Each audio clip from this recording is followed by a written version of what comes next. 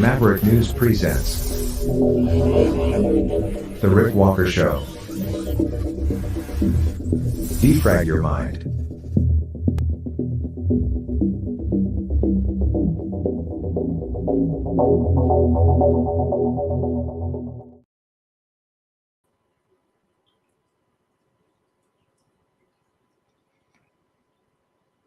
Hey.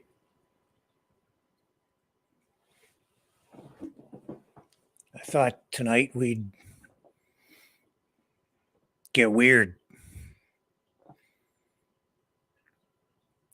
I've given up. I've caved.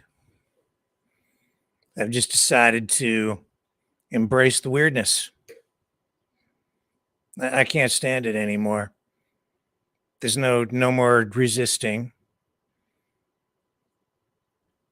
In 2023, truth is stranger than fiction. So I've decided to get weird to get normal. And so that's what we're going to do tonight, because I was laying in bed and I was thinking it all started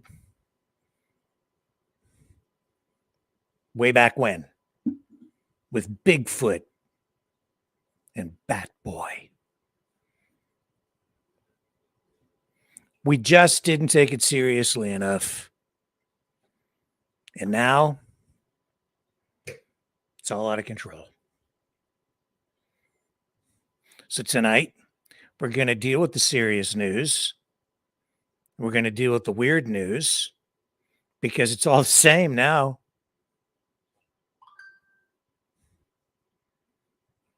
So, buckle up because we're in for a bit of a ride tonight. We've got Donald Trump. We've got Sasquatch. We've got Justin Trudeau. We've got 4 people run over in a parking lot in Toronto within the last few hours. Well, it happened around 20 to 1 this afternoon, Eastern Standard Time. Cops are on the scene. And it looks like it may have been done intentionally. They're investigating it as a homicide. So we've got that. And I'm thinking about Marilyn Monroe's death. I'm thinking about John F. Kennedy's assassination. I'm thinking about the hearings today. The House talking about worldwide threats, terrorism. And I'm listening to them, and it's like the stuff they're saying in the hearings today, it echoes, mirrors, confirms, reinforces what I've been telling you for the past couple of weeks about foreign influence, using social media, psyops to influence what's going on here. We're going to talk about that. I'm thinking about Donald Trump, his fling with Karen McDougal, WWF, WWE, whatever wrestling, cage matches, challenges from politicians to other politicians, or it's actually labor leaders to politicians for a cage match, which is 8 months ago, but being portrayed today as brand new news by a kind of a news organization that's just looking for clicks. We've got 6-fingered babies being rescued in the Gaza Strip, which are not even real.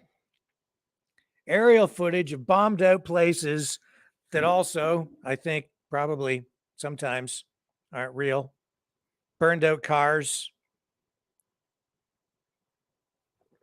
Because you can't tell the difference hardly between the AI stuff now and the fake stuff.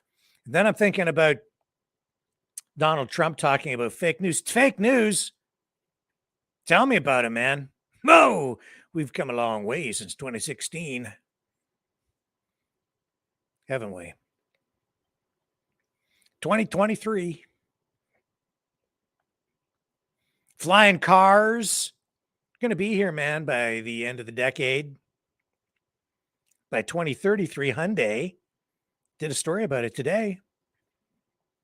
They're going to have like, what do I call them? Heliports or whatever. It's like airports in your city, in urban areas with like flying cars. They're coming. They've got it figured out how to do it. It's actually kind of cool. But how can it be, Rick? Because there are going to be locked 15-minute cities and we won't be able to get out. They won't do that because we can't fly. They won't let us leave. I don't know, man. It doesn't make any sense, does it? Why build a 15-minute city and lock everybody there if you're not allowed, if you're going to build a air flying car thing for people to fly away? I don't know.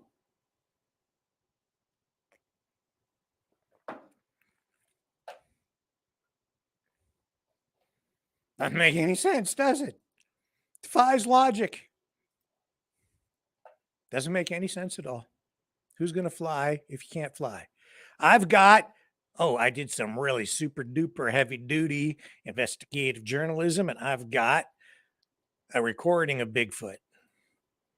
Proves he exists. So we've got that. We got a dude who was,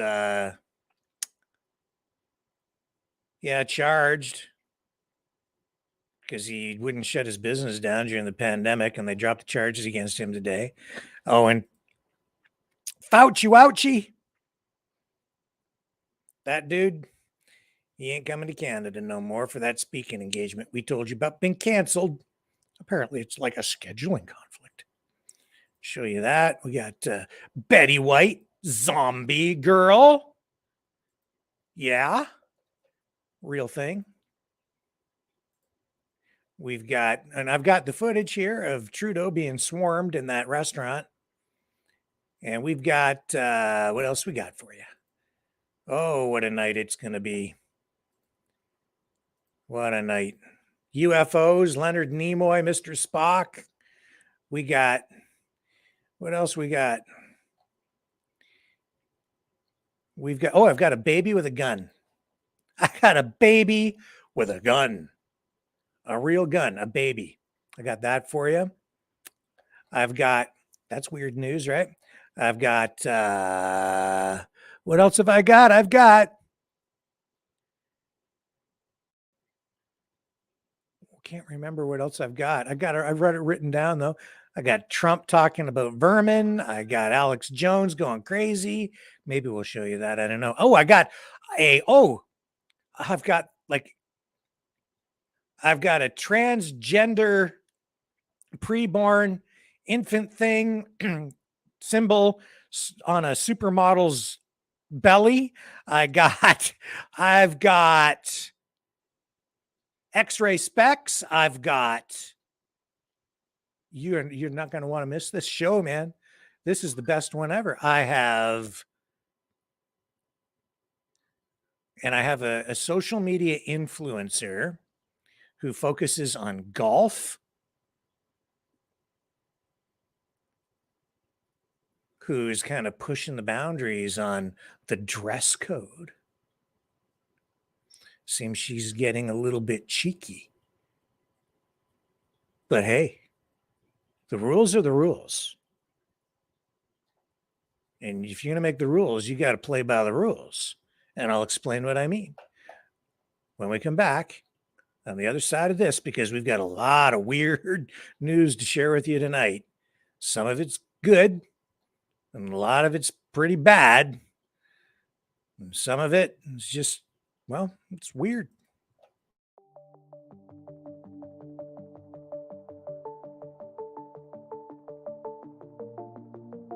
Greetings, brave Mavericks. Our quest for truth continues. We go beyond fake news. Together we expose propaganda. Together we pull others out of rabbit holes. We are Maverick thinkers. We are all unique individuals, defenders of individual rights and freedoms, credible, trusted, grounded in reality. Maverick News, Maverick News. Defending free speech, free speech. Donate at freedomreporters.com. Do it now. Tomorrow may be too late.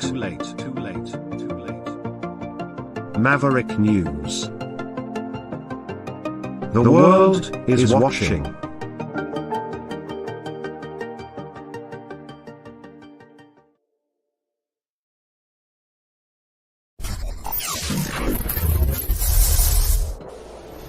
The sharing of biased and False news has become all too common on social media. More alarming, some media outlets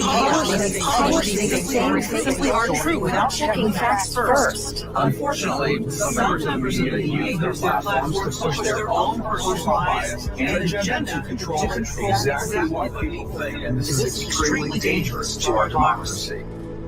In an ocean of lies a century deep, the truth awaits. Choose not the red pill. Choose not the blue pill. For both are an illusion. Discover the power of M. The power of individuality. We are mavericks, we are the way to the light. Fear not the storm. Join our quest for truth. Truth will set you free. Maverick News. The world is watching.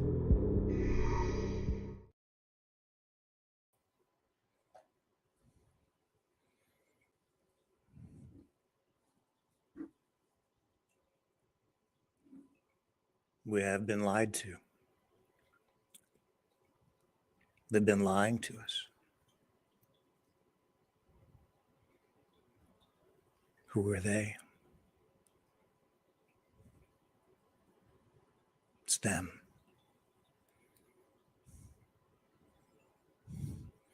We're not supposed to know who they are. It's them. That's why I'm here. To help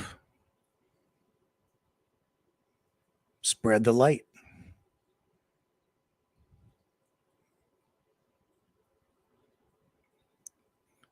To destroy the shadows. That's what we'll do tonight. We'll begin that process again. On a day when one of the headlines in what is supposed to be the real news is telling us that the Virgin Mary was once again seen shedding tears. Real tears. And I think back in time, my time, your time, in our world,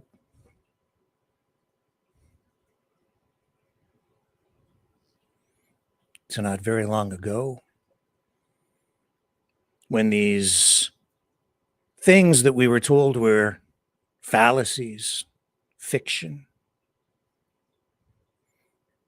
were explored but not seriously. We were allowed to hear about them, but we dismissed them as fables, fairy tales, sometimes just horror stories. Tonight, I begin with mainstream media reports from Toronto police telling us that 4 people have been run over in a parking lot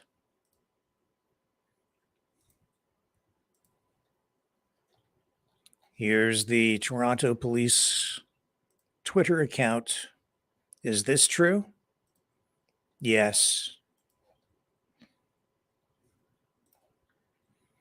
It's true. Collision, Victoria Park Ave and Cassandra Boulevard, 12:40 p.m. Reports that 4 people have been struck by a vehicle. Unknown extent of injuries. Police are on scene. We do not know tonight what the relationship is, was, might have been between the victims and the person driving. This is the CTV mainstream report. All major mainstream media outlets are there. Some independents. Homicide detectives are investigating. The driver, suspected of committing this crime, has been arrested. 3 people taken to hospital as a result. 4 people struck, though. And it says here,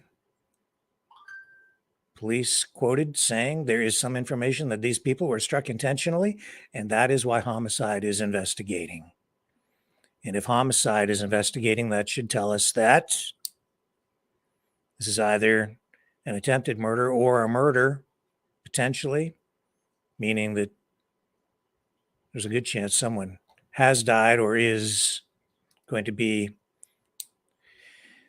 pronounced dead or is in danger of dying in serious or fatal condition in hospital. And that is really as much as we know this evening at this point. Here are some aerial shots of the scene. And of course, the thing that's coming to mind for people tonight is, what's the motive? Why would this happen? Who would run over 4 people in a parking lot? Well, you all know, we all know what people are wondering, thinking. Was this motivated by emotions stemming from the war between Israel and Palestine, Hamas? We don't know yet.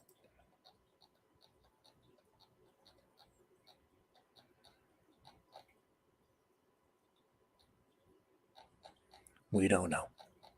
But we will soon hear. We will soon find out. I will continue to monitor this through the evening. If there is more information that comes out and I'm able to keep track of it, I'll share it with you. I would imagine by this time tomorrow, we'll know a fair bit more.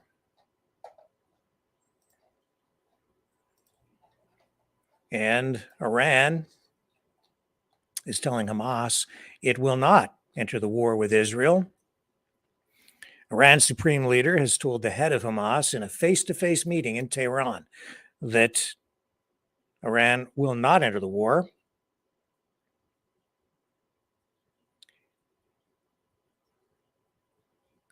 And I guess Iran also accused the group, Hamas, of not giving any prior warning of the attacks on October 7th. Don't know what to make of that. Ayatollah Ali Khamenei told Ismail Haniyeh that Iran, a longtime backer of Hamas, would continue to lend the group its political and moral support, but would not intervene directly. I would say that's a pretty powerful sign that Iran doesn't want this to escalate, but a lot of doublespeak at a time like this and a lot of fake commentary and comments that come out because there's so much crap and strategy being played and deception. We're at war.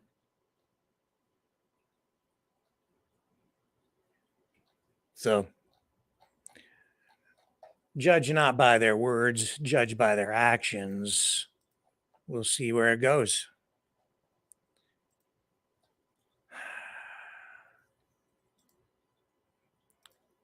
Strangely, overnight, I woke up, as I always do, in the middle of the night, and I had real clarity in where I wanted to take tonight's program.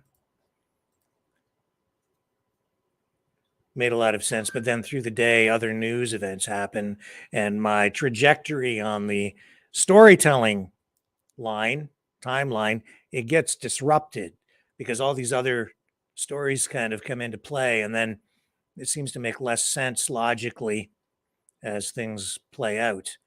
But this is one of the stories really that is it's definitely related to what I'm talking about tonight, but it's one of those things that's kind of thrown the trajectory of the storytelling off. In fact, all these stories I'm talking about right now have done exactly that. And yet they're all definitely tied in because of the mania that is out there right now, worldwide, everywhere. People are losing their freaking minds for one reason or another. Some people would say it's justified. Other people would say, no, you're just crazy. Depends on your perspective. Well, how about this incident at this restaurant with Prime Minister Justin Trudeau?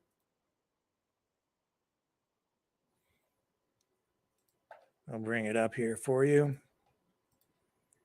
Let's take a look. He got chased out of this restaurant by an angry group of people. Nobody seems to like JT. Fire now! Fire now! Shame on you! You have blood on your hands! Call for a ceasefire! Call for ceasefire! Call for ceasefire! You have blood on your hands! You have blood on your hands! Ceasefire now! Ceasefire now! You fund genocide!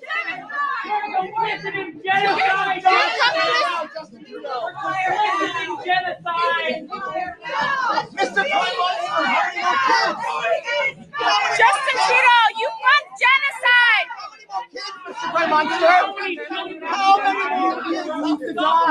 You fund genocide, Justin Trudeau!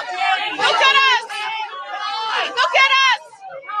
Look at us, Justin Trudeau! Answer for your crimes! You are killing kids! Ceasefire now! Ceasefire now! Ceasefire now! Ceasefire now! Ceasefire now! Ceasefire now! Ceasefire now! Ceasefire now! Ceasefire now! Ceasefire now! Ceasefire now! Ceasefire now! Ceasefire now! Ceasefire now! Ceasefire now! Ceasefire now! Shame on you, Justin! Now! Ceasefire now! Ceasefire! Justin Trudeau, answer us! Answer us! Answer us! Ceasefire now!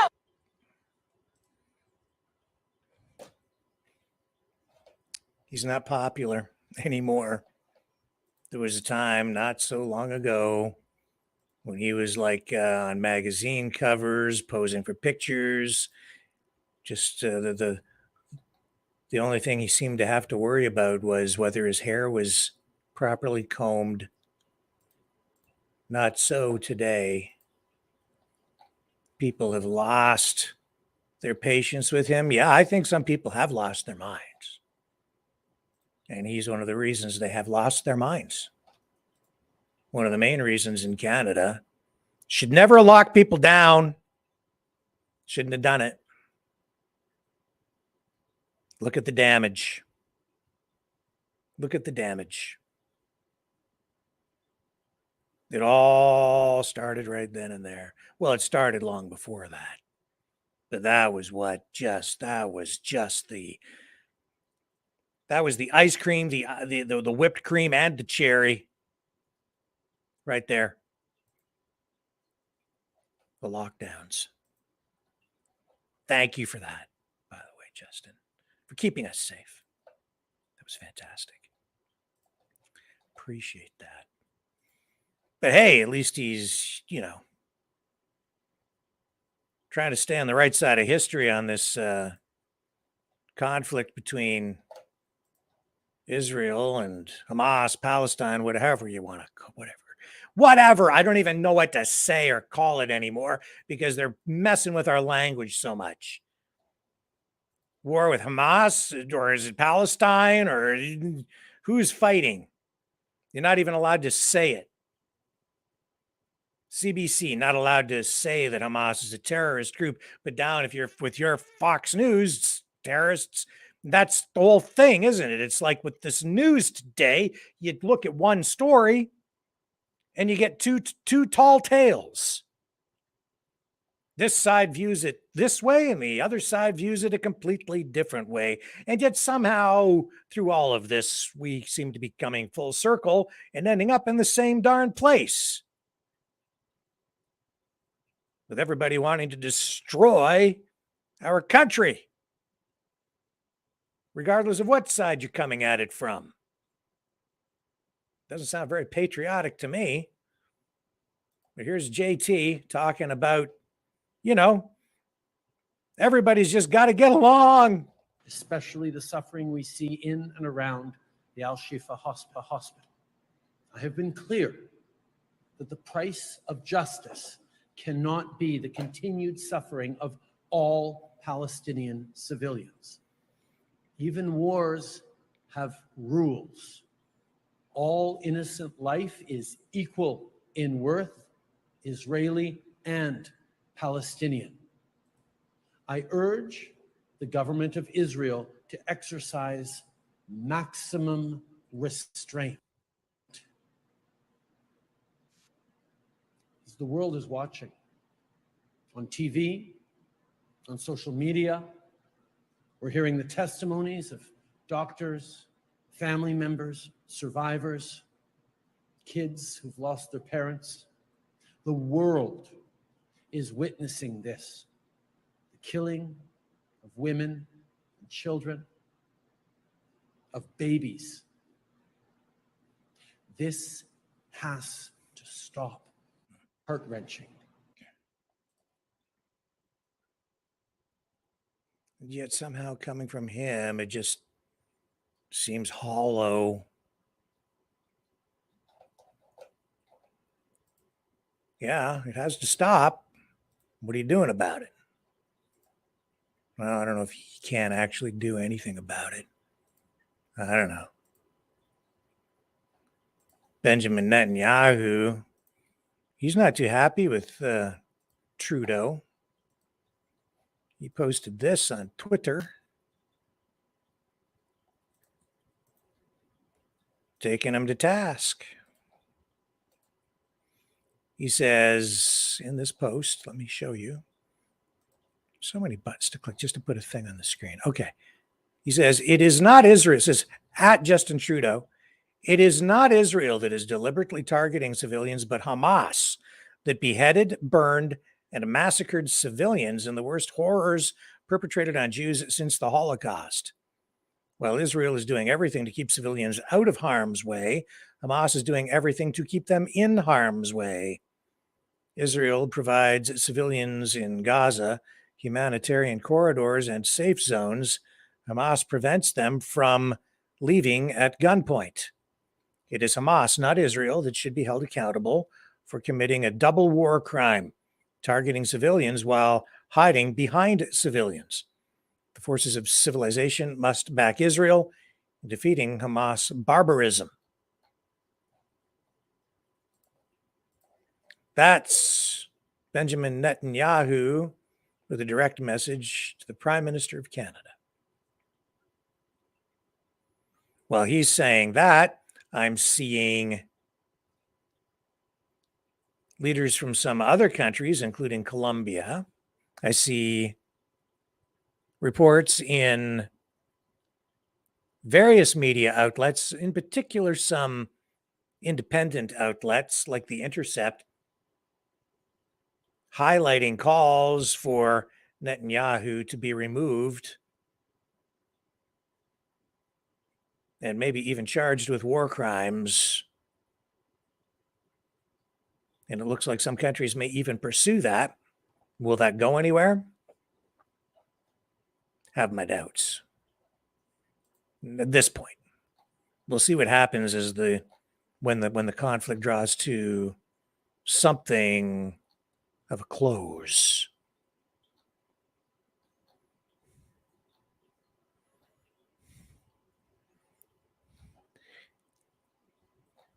And here's Jagmeet Singh, leader of the New Democratic Party in Canada. He's a socialist. His party's a socialist party, although I wouldn't say they represent workers very effectively these days. But anyway, that's kind of the way socialism goes in 2023. And this is him addressing it. So you get I'll just give you his take on it. All the anti-Semitism, Islamophobia, as he puts it. What we're seeing right now in Canada is something really troubling. We're seeing a rise of hate, and we're seeing it in a rise of Islamophobia, a rise in anti-Semitism, and it is impacting kids right now in Canada. And what's really troubling about it is the stories that I'm hearing. The stories from Jewish kids who are afraid to wear anything that identifies them as Jewish, kids that are worried about wearing their kippah or a Star of David, or even their shirt that shows what school they go to. And I've heard from Muslim kids that are worried that if they wear their hijab or if they are talking about anything that relates to their loved ones in Palestine, somehow they'll be labeled as a terrorist or that they're going to be attacked for that. And it is really scary. And I can relate to what that feels like, to not be able to wear an article of faith, a symbol that represents who you are. I remember when I was a kid and my turban would get ripped off, or people would call me a terrorist just because of the way I looked. And I know how scary that is. And I want to say a message to those kids. I know how much courage it takes to still wear your article of faith, to still be who you are. And I want you to do that. I want you to have the courage to do that. I want you to be proud of who you are. And I want folks to know I see you and I know how scary that can be. And I'm doing everything I can to make sure that you are safe, to practice your faith, to be who you are, to wear whatever article of faith or religious symbol you want. That's the Canada we want to build. And I'm scared and I'm sad that that's what people are going through right now. And I want folks to know I'm working to make sure that that's not how things are. Okay, so that's Jagmeet Singh. And yeah, I absolutely understand what he's saying. He's using his usual woke trigger language. I see you. That's a lefty thing, a woke thing. I see you.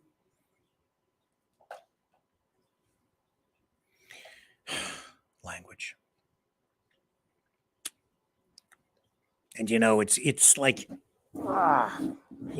it's so weird because it's like you take a story and you see one side sees it this way, the other side sees it that way.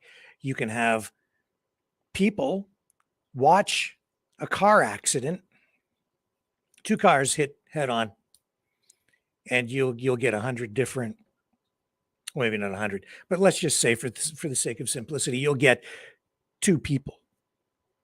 One person sees it one way, it's that guy's fault. The other guy sees it the other way, it's the other guy's fault. It depends on how you spin the information. And if you have people sitting there trying to convince somebody or convince a group of people that it's a particular way, that becomes a very powerful thing as well. If you're skilled at manipulating people's minds using language,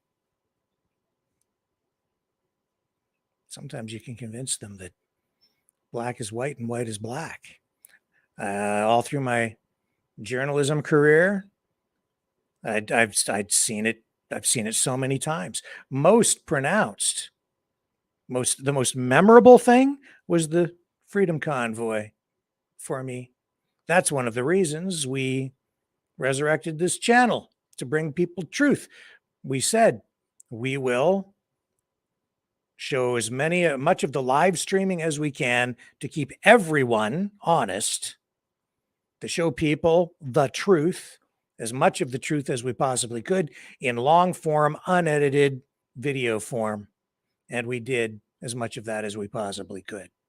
And yet, at the end of the entire exercise, you had still diametrically opposed groups.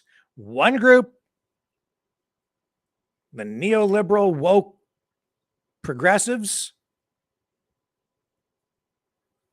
on the side of government, on the side of those who said that the truckers were disruptive and engaging in illegal acts. And then on the other side, it was all peaceful. And a completely different take on the entire situation. And the same is happening right now with Israel, Palestine.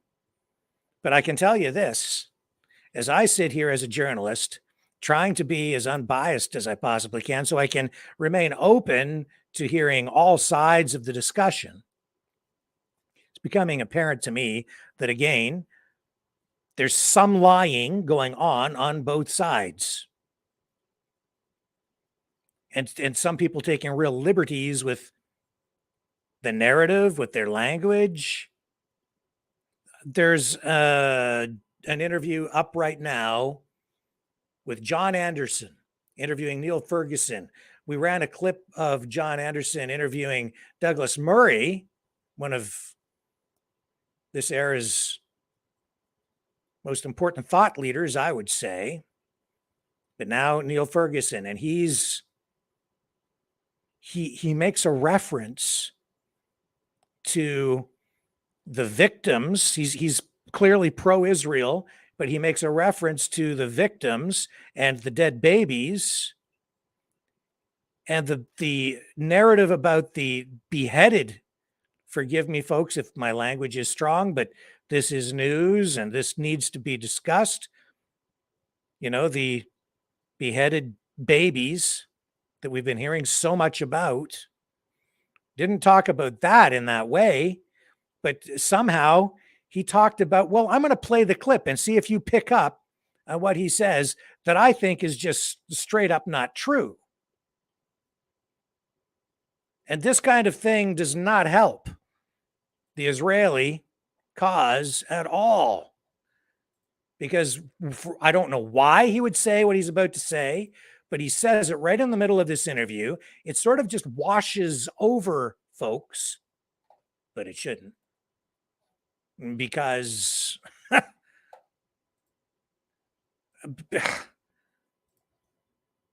words are important, truth is important, and I'm not going to let it just slide. I'm not going to let it just wash over me.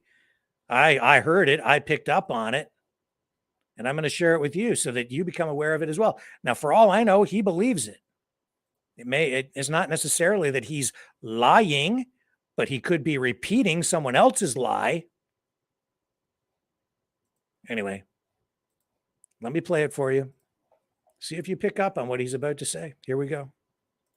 Because where were these 2,000 sociologists in the 24 hours after October the 7th? Where was their statement of solidarity with the people of Israel who had been the victims of a horrendous terrorist atrocity, a kind of trailer for a second Holocaust? They were conspicuously silent. And that's the most shocking thing, it seems to me, about parts of Western society today, that there are people who feel extraordinary indignation on behalf of the Palestinian people, but apparently no indignation on behalf of the Jewish people, the Israelis, who were initially attacked. I also find it extraordinary the moral equivalence that people suggest between terrorists murdering innocent women, children, babies, putting babies in ovens, for heaven's sake, and the Israeli Defense Forces retaliating in a way to target the perpetrators, going out of their way to minimize civilian casualties. Hamas doesn't care about the people of Palestine. It doesn't care at all. Hamas actually has built these tunnels not as shelters, but exclusively for its own military use. And when a leader of Hamas was asked about this, his response was, well, the tunnels are for us. It's the problem of the UN to look after the Palestinian people. Did you pick up on what he said that I think is just false? I'm looking in the chat. I'm going to look over here. Let me go to the Rumble channel.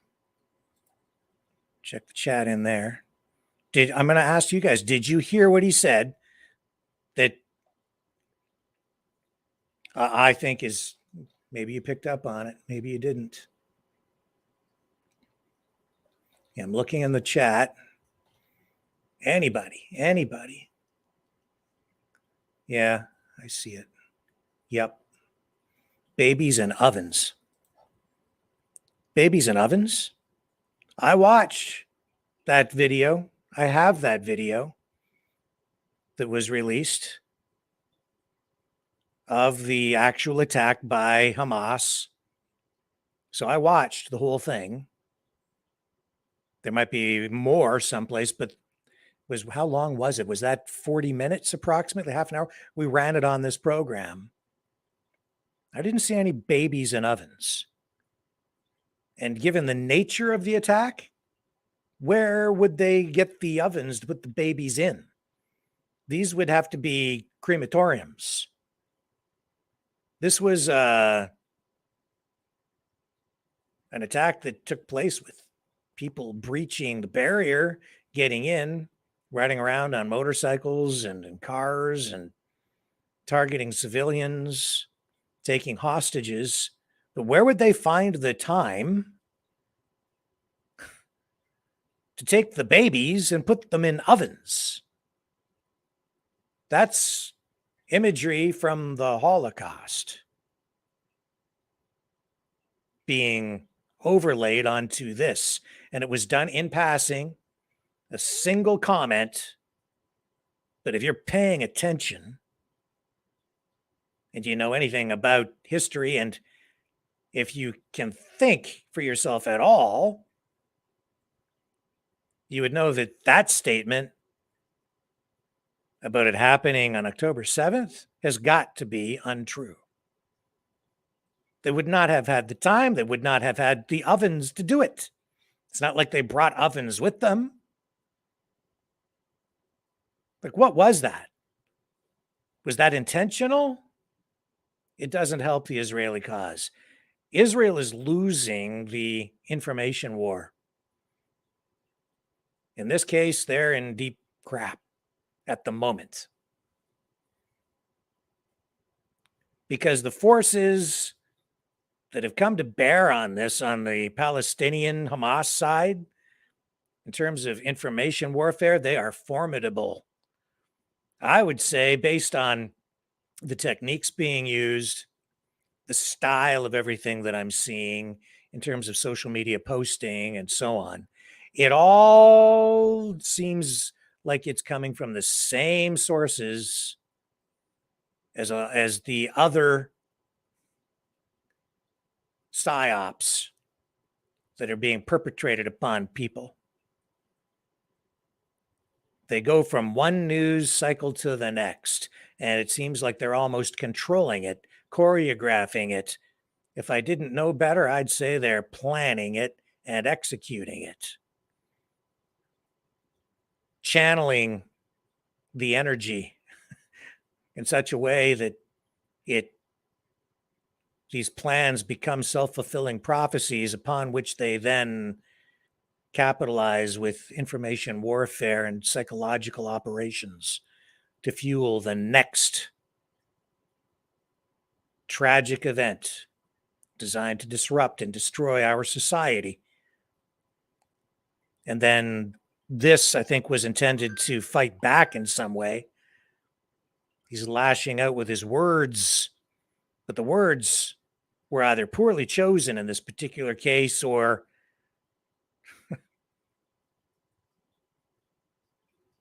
maliciously chosen. I don't know what. But there's no way the babies were put in ovens to be cremated. Maybe he misspoke. But somehow I just don't think so. Let me take a quick break because I've got to wrap my head around the next thing here. And that just the images of that it just even put in my mind, even though I know that it didn't happen that way. I'm not saying it didn't happen. that the deaths didn't happen. They absolutely did. That much I can tell you, folks, is true. That they didn't put the babies in ovens. And it's just wrong to say it that way. It's just wrong.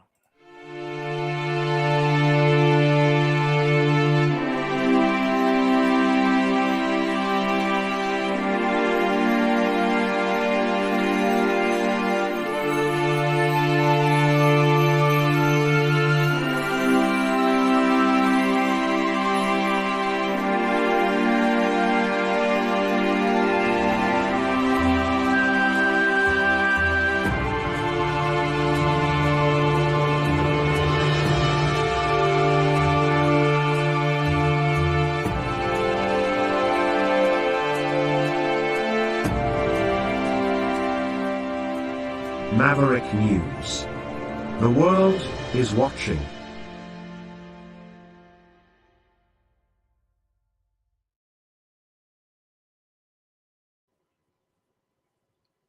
And you want truth? Science can pave the way to truth.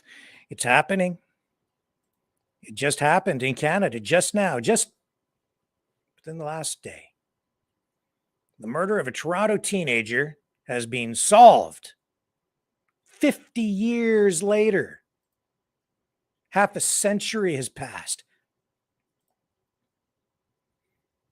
And there she is, Yvonne LaRue. They've solved the case, the murder of Yvonne LaRue.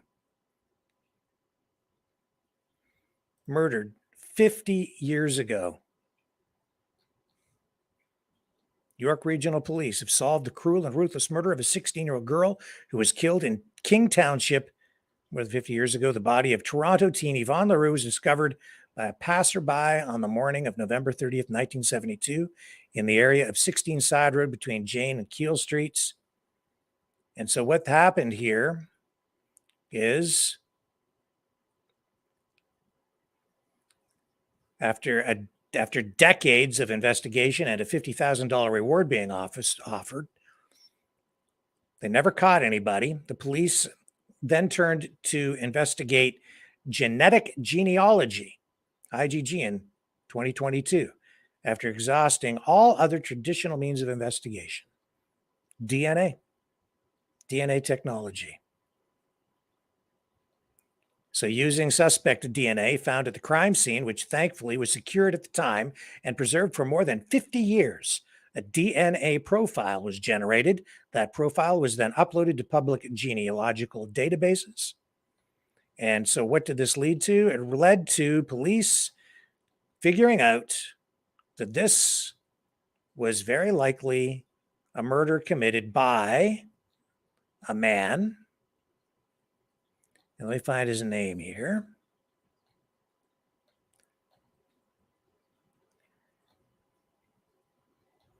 Sorry, I had it memorized and now it's slipped my mind, but it's in here. But this guy, it wound up committing suicide 2 years after the murder. And his name was Bruce Charles Cantillon. He was 26 years old.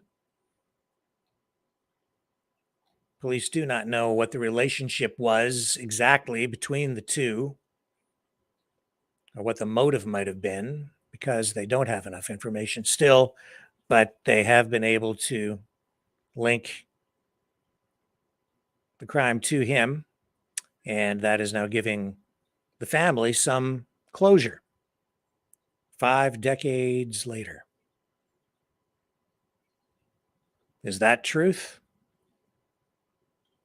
Yeah, that's truth.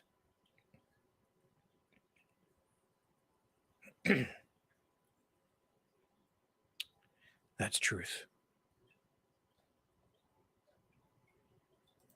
That's not even justice, really. That's justice delayed and justice denied, justice never realized, but at least the family has some closure. All that because of technology. undeniable,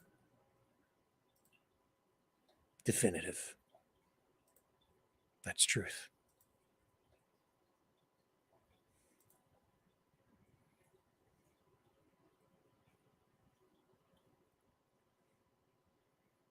And we have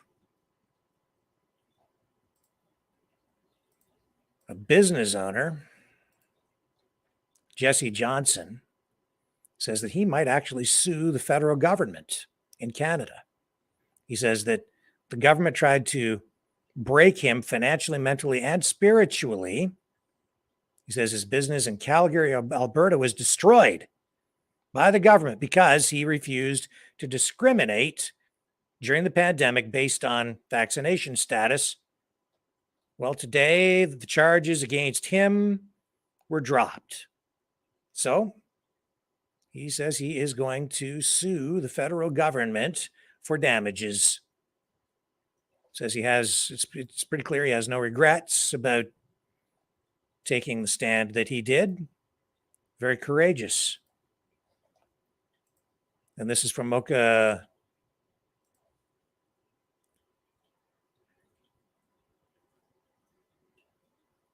Bazirgan, who was on scene and captured this clip with Jesse. Pursuing a civil suit, yes. It is a bittersweet irony what happened here today. My restaurant was shut unadjudicated. I was deemed guilty without going to a court of law. They shut a man's business down of 20 years, 2 families that depended on that, 30 people that were employed by it, the millions of dollars in taxes that I collected every year because I did what? Because I chose to accept all and to extend my love to all the fine people of Calgary. A travesty of justice is what occurred. Really, truly a shame, a grotesque perversion of hospitality. And I hope and pray that my brothers and the sisters in the restaurant industry will stand up in the future and refuse to discriminate any of their customers for any reason whatsoever. It was truly a shame what happened to the hospitality industry. Has it been a difficult 2 years for you? It's the most difficult experience of my life.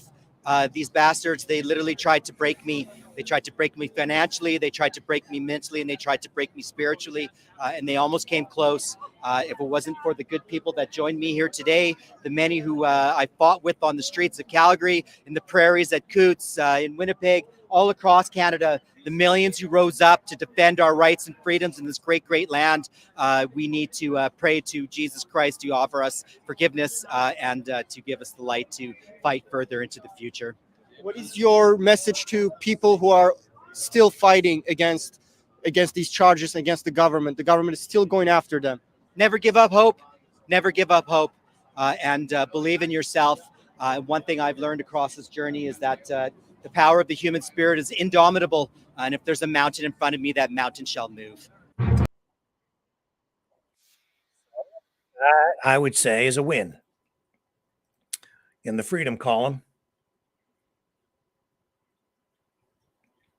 A partial win. Now he needs justice. He will fight back. And I pray that he is successful with his lawsuit. We need more wins like that, because that isn't just a win for him. That's a win for everyone. Everyone. And you know that incident with Trudeau, I mean, that's a direct result of the lockdowns, that swarming at the restaurant. That was in Vancouver. Yeah, you know, I mean, they might have been shouting pro-Palestinian rhetoric, but we all know that it started with the lockdowns. Oh, he scared people, and he's had everybody scared for a while. Maybe not everybody, but the majority of people. But things have certainly shifted, haven't they? I mean, there he was in Chinatown. And do you know that Vancouver police had to send 100 police officers down there to protect him?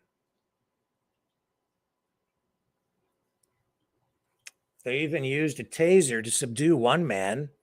You didn't see that in the video, but they did confirm that they used a taser to subdue one man who was arrested for assaulting an officer, and another person was arrested there for obstruction. And the level of anger, frustration, and outright hatred, rage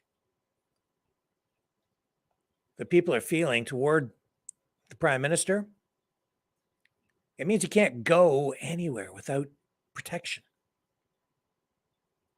As you saw. As a result, do you know how much they spent to protect Justin Trudeau last year? $30 million.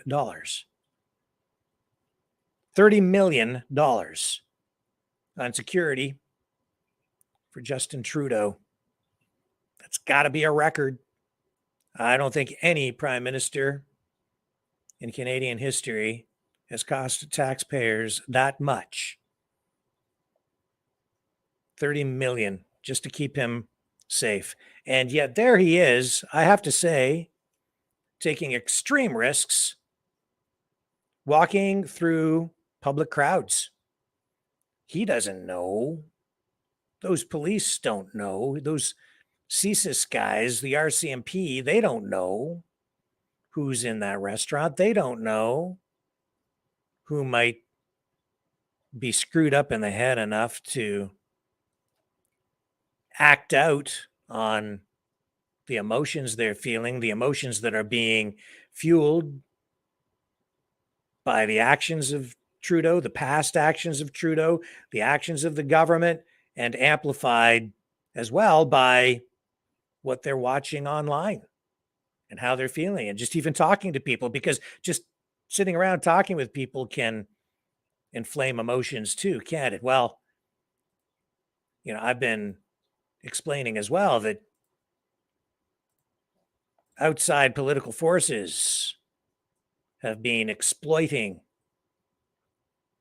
the situation, especially of late with the Israel-Palestine conflict, and more than that, they are screwing with people's minds as well. I showed you that they seem to have infiltrated QAnon,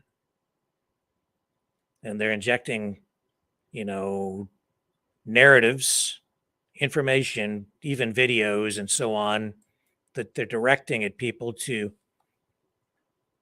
not try to cancel QAnon out. It's like they've joined in and they fan the flames, they accelerate it. And is that true? Yes, that's true. I've seen the intelligence reports. I've seen other evidence of it.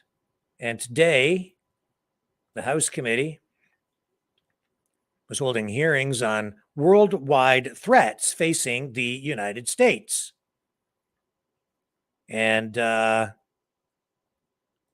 lot of what was said by people, politicians, security experts on both sides of the political aisle, a lot of what they were saying reinforced what I've been talking about, where they are screwing with people's minds. Let me just run some of the opening comments from the chair of the committee today, and you'll hear him touch on some of this subject matter. More dynamic each day. Audio's a little. I don't say this lightly. Crank it up. I can't get it any louder. This is one of the most dangerous times in the history of the United States. Some of the greatest threats include an open and lawless southwest border. Ask any border sheriff, or for that matter, the mayor of New York City. The rising threat of terrorism, rogue nation state actors, and criminal elements seeking to do us harm, and efforts by foreign adversaries like the Chinese Communist Party to target our critical infrastructure. Of course, we also have the wars in Israel and Ukraine, and rising Chinese aggression in the Taiwan Strait and the South China Sea. To overcome these significant challenges, we must take a clear-eyed and holistic look at these threats. First, we're facing an unprecedented crisis at our southwest border. In just 3 years, the administration has systematically dismantled our nation's border security and created the worst border crisis in American history. While my friends on the left defend these actions, though now maybe less so than they did at the start, it is clear that this crisis is not the result of budget cuts, changes in Border Patrol resources, or changes in the immigration laws passed by Congress. What has changed was the cancellation of effective policies that had secured our borders. The Biden administration ended proven policies like Remain in Mexico, asylum cooperative agreements, and construction of new border wall systems. As a result, people tested the system, were released into the country, called home, and millions more came. A lot like a college town bar that doesn't card. Before long, they have a line out the door. Worse, as acknowledged by AG Garland, Attorney General Garland, the drug cartels have taken advantage of this policy shift and executed a strategy pushing mass waves of people to tie up Border Patrol and then bypass them with thousands of pounds of fentanyl, killing Americans at an unprecedented rate. Worse, as acknowledged by Attorney General Garland, the drug cartels have taken advantage of this policy shift and executed a strategy that is basically resulting in mass human trafficking. Under Secretary Mayorkas, we just saw a record-breaking year for illegal immigration. CBP reported 2.47 million alien encounters along the southwest border in fiscal year 2023.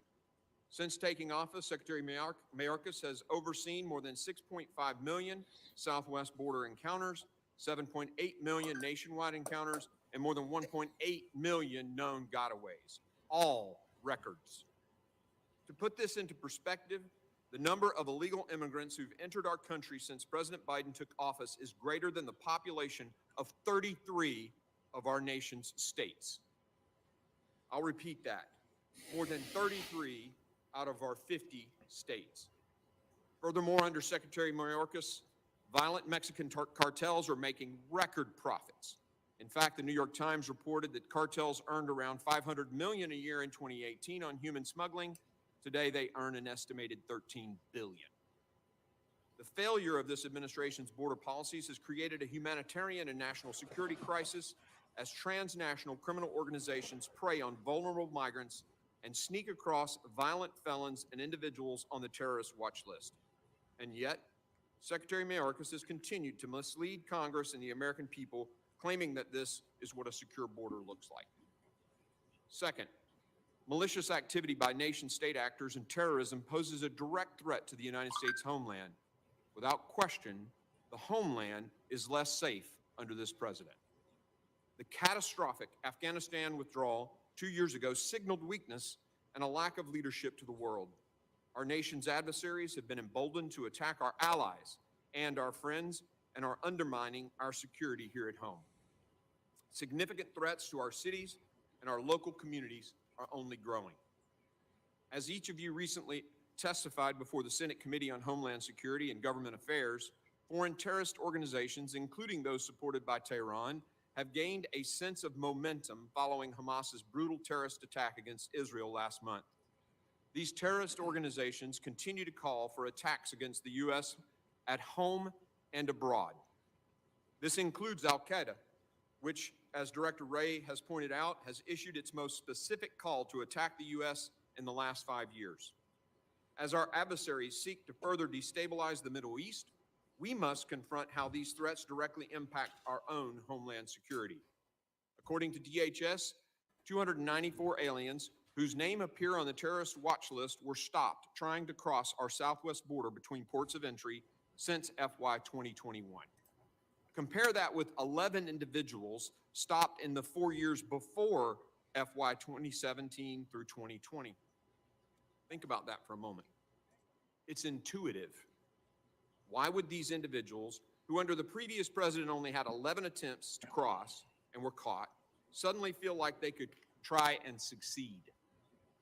Policy changes. In the last 2 years, CBP encountered over 6,000 special interest aliens from Afghanistan, 1,600 from Pakistan, 659 from Iran, and 123 from Iraq between ports of entry. Additionally, DHS documents obtained by this committee show that more than 20,000 Russians, nearly 230 Afghans, and more than 1,800 Uzbeks have been released into the country via the misguided CBP-1 app, mass parole program with minimal or no vetting. And these are just the ones we know about. How many other individuals posing a national security threat have been among the 1.8 million known gotaways? No one knows. And that is terrifying. Our committee has been engaged with DHS, the FBI, and CTC to ensure resources are appropriately allocated to counter these threats from terrorism. That said, more must be done. We are still waiting on sufficient information on the Biden administration's handling of the heightened national security risks posed by a massive number of aliens with terrorist ties illegally crossing the southwest border. We will not be deterred. We demand DHS's full compliance and without delay. Compliance that I might add is dictated by the Constitution. Third, anti-Semitism is rising, and threats against communities of faith in the United States are reaching historic levels. Anti-Semitic attacks have risen sharply in the United States since October 7th. Foreign terrorist organizations like ISIS have called on its extremist supporters to target Jewish communities in the United States and Europe. The free world pledged never again nearly 80 years ago. Now it's time we stand firm and united against this evil. We must not let these anti-Semitic attacks and the increasingly hateful rhetoric become a harbinger of something worse to come. We must do all we can to protect houses of worship and vulnerable communities from such targeted violence. Fourth, cyber attacks continue to undermine our homeland security. The cyber threats we face from malicious nation states and cyber criminals are increasingly complex. This summer, the federal government experienced multiple incidences, including right before the Secretary of Commerce's visit to China. Our critical infrastructure is also under attack. This year's annual threat assessment of the United States intelligence community highlighted the threat that adversarial cyber actors pose to our critical infrastructure owners and operators. DHS, CISA, and the FBI have a crucial role to play in supporting these owners and operators to defend against and respond to these threats. Finally, we must address the challenge posed by the CCP. Against the backdrop of all these threats lie the specter of a regime that continues to challenge the United States economically, technologically, diplomatically, and militarily. Through its relentless espionage, the CCP is stealing U.S. intellectual property, trade secrets, and other sensitive data of Americans and American companies. Over the past year alone, the CCP has increased its espionage efforts against the homeland in a variety of ways. These include the CCP's surveillance balloon, collecting intelligence on sensitive sites, and Chinese nationals posing as tourists to access our military installations and other sensitive sites. And Chinese nationals who have crossed our southern border at unprecedented levels. 24,000 apprehensions of Chinese nationals at the southwest border in FY 2023 alone, a 1,100% increase from last year. It doesn't take a rocket scientist to see there's intentionality there. If recent reports are correct, the CCP also operates dozens of overseas police stations, which aid their transnational repression effort by intimidating and threatening Chinese dissidents abroad. DHS and the FBI must ensure that transnational repression tactics and schemes by foreign governments cannot continue on American soil, and we stand ready to help. The CCP has also made strides in infiltrating our nation's education system. It should concern every American that billions of dollars from the CCP are flowing into our K-12 classrooms and institutions of higher education. This is a systematic effort by the CCP to expand its influence within America's classrooms and promote its authoritarian and anti-American agenda. So what is the Homeland Security Committee doing about these threats? Well, first in May, we passed H.R. 2, the Secure the Border Act, the most comprehensive border security legislation in decades. We have addressed cyber threats head on through a whole of nation approach. We've passed legislation encouraging responsible use of open source software in the federal government and building DHS's cyber workforce. I've convened a group of committees across Congress to discuss and develop solutions to this problem that implicate multiple committees of jurisdiction. Okay. So I know that people have lost trust, confidence in government. Totally understand it, especially after coming through the pandemic and the lockdowns and the masks and the jabby jab. I get it. I was never trusting of government to begin with. However, life is not black and white. It doesn't mean everything they're telling us is a lie. It means a lot of what they're saying is a lie. They're lying. But it doesn't mean they're always lying. It doesn't mean that external forces are not engaging in activities to undermine and destroy Western society. So much damage has been done to our society since the pandemic that people have been manipulated in such a way, or the situation has created a situation where people are quick to embrace the opposite, to the point where we have many people, even within the freedom movement, the conservative movement, Republicans, MAGA people, QAnon people, who are convinced that foreign countries are our friends, foreign adversaries are our friends who are trying to help us and might save us somehow, while our own government and even our own system is working against us. These security officials, Homeland Security, FBI, they're telling you that the external threat is still there. It's always been there. Of course, the other countries work against the United States, against Canada, against the West. We're in competition with them economically, socially, ideologically. It's a constant struggle. It always has been since the beginning of time. It's no different now. It never will be different. It doesn't make them your friend. Yet some people seem to be thinking in that way, and I'm seeing actual, like, tangible, written down evidence of that. And it doesn't mean that the government's your friend either. Don't take the red pill, don't take the blue pill. They're both an illusion. Be aware. Learn how the system works. Then you'll understand what's really going on.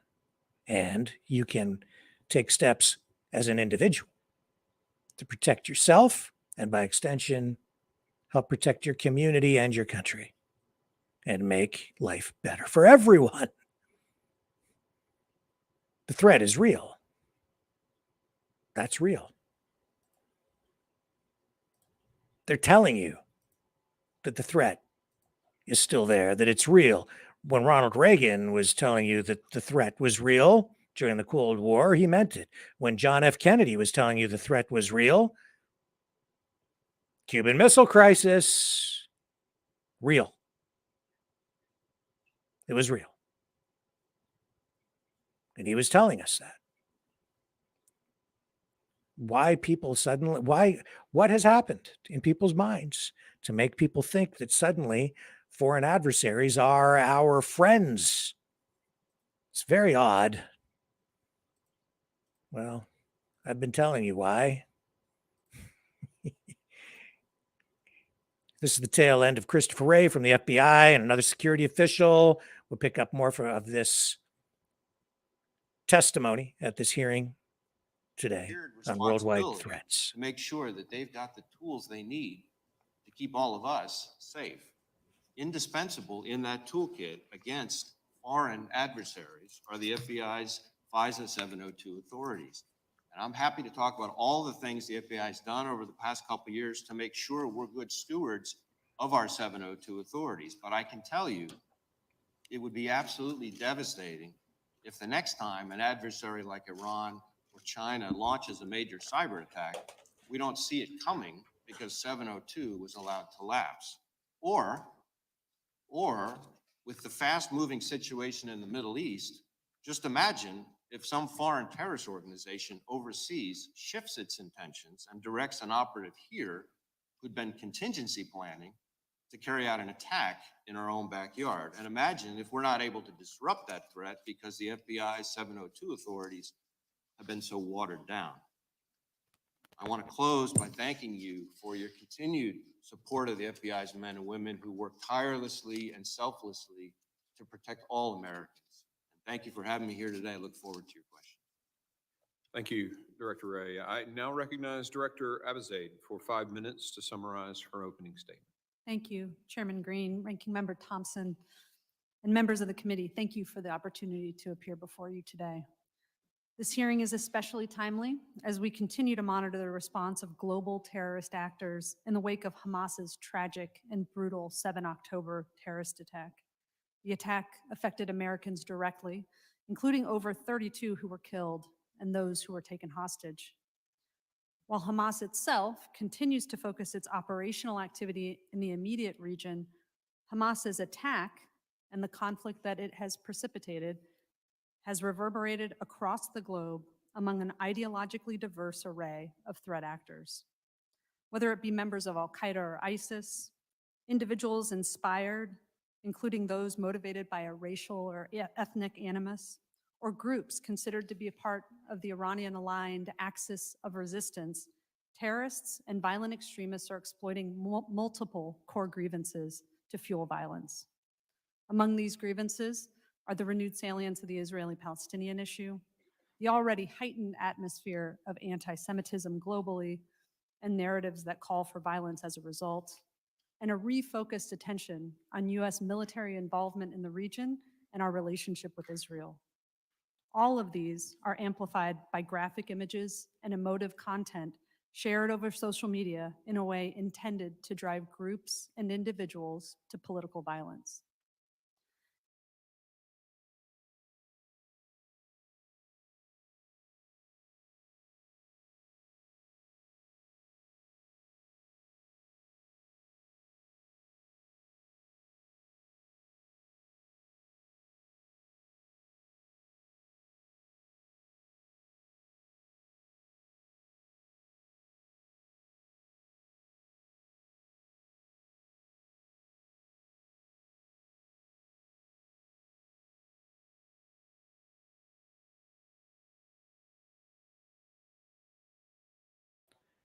Sorry, my microphone was muted.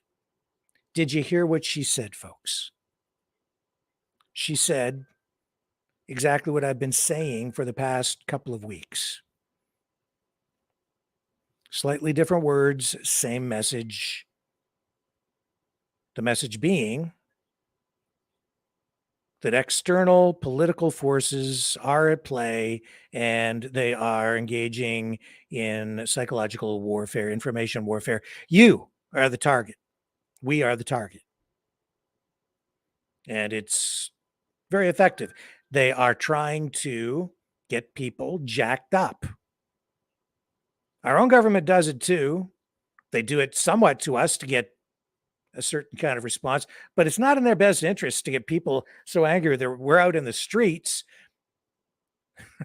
being so disruptive that it puts the very government at risk. No, that's not our government doing that. The point is, she's just reinforcing and making my point for me. We need to be aware, because who the heck wants to be manipulated? There's no freedom in being psychologically manipulated to the point where you're not sure what's up, what's down, what's right, what's wrong, who's your friend, who's your enemy. We don't even know. You want to fight, but you're fighting shadows. You end up self-destructing. And that ultimately, I think, is the goal. Not only you self-destructing, Western society self-destructs. They've been at it for a long time. That's true.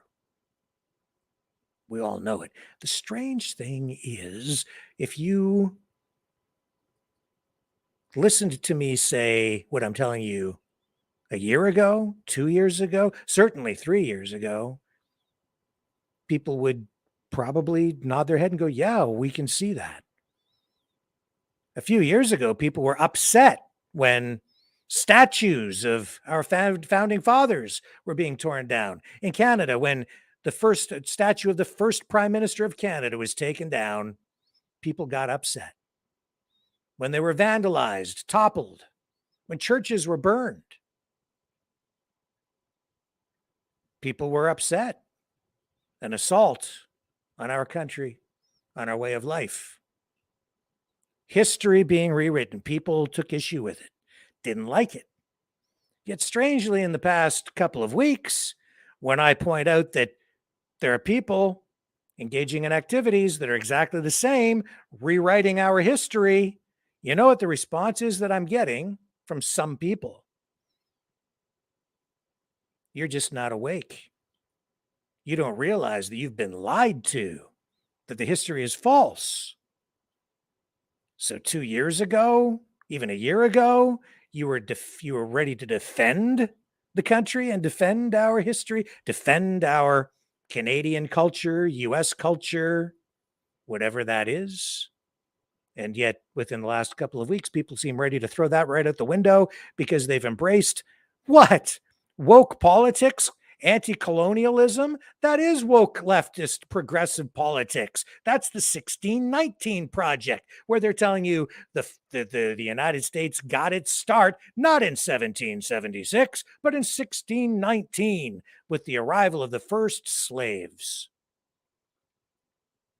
They rewrote your history. And now the very people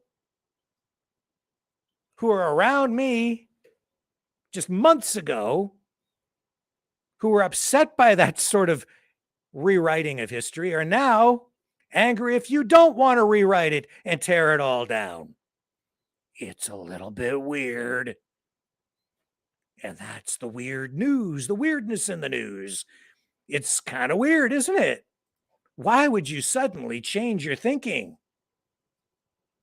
Because they're pivoting the narrative and they've twisted everything around in your mind with language games. The very language games that you were also upset about. You know, your gender pronouns. They're doing the same thing when they tell the CBC that they can't call Hamas a terrorist group. They're doing the same thing with words to get you to kind of flip your thinking.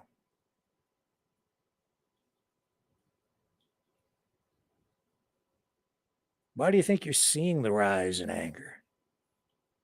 These things are not organic.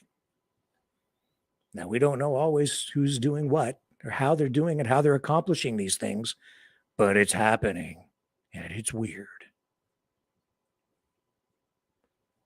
It's weird and scary. And these security people know it. They don't know how to deal with it, honestly, because it's unprecedented. It's happening and it's never happened before. And they're searching for answers. And you know what we're getting as a result from our government? Censorship. They want to shut it down. They don't want people talking about this stuff. So they want to censor it. That's why we're getting it.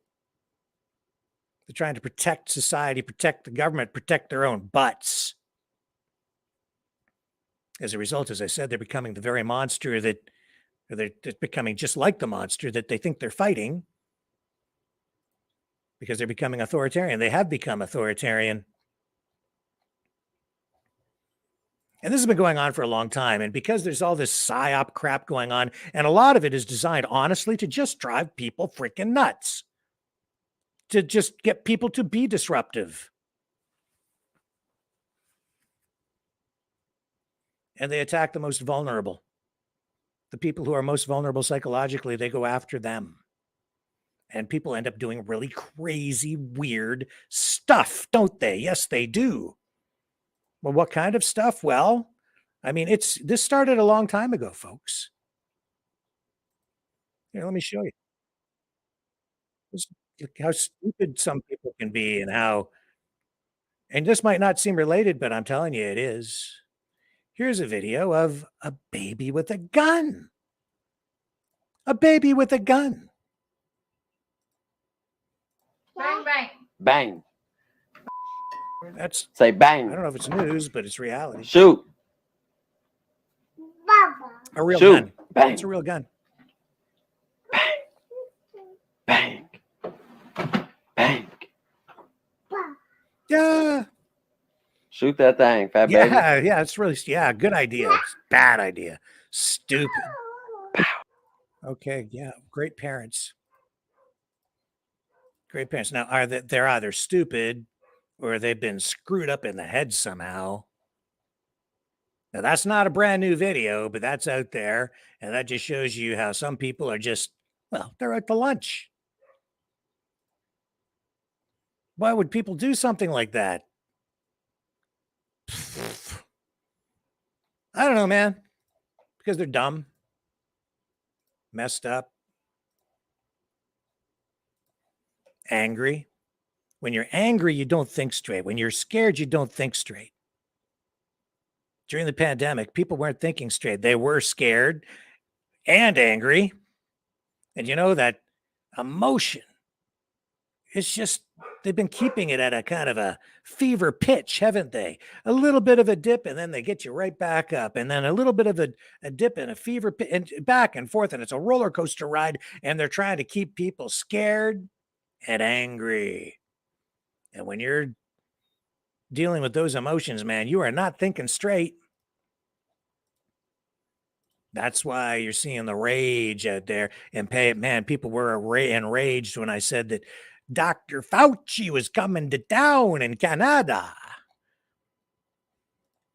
Well, not now. I guess it's been canceled. He was due sometime this month at a very expensive fundraiser for, I believe it was in the Hamilton area. It seemed almost like a trap, because for sure there was going to be a gigantic protest. Oh, if he had come to town for something like that. Oh, the anger, the rage that would have flowed. Talk about a need for security. Well, there's a guy who's fueled a lot of rage right there. Mr. Fauci. Anyway, he's not coming. It's been canceled. There was a scheduling conflict, apparently. Somehow, I think it might have been a little deeper than that.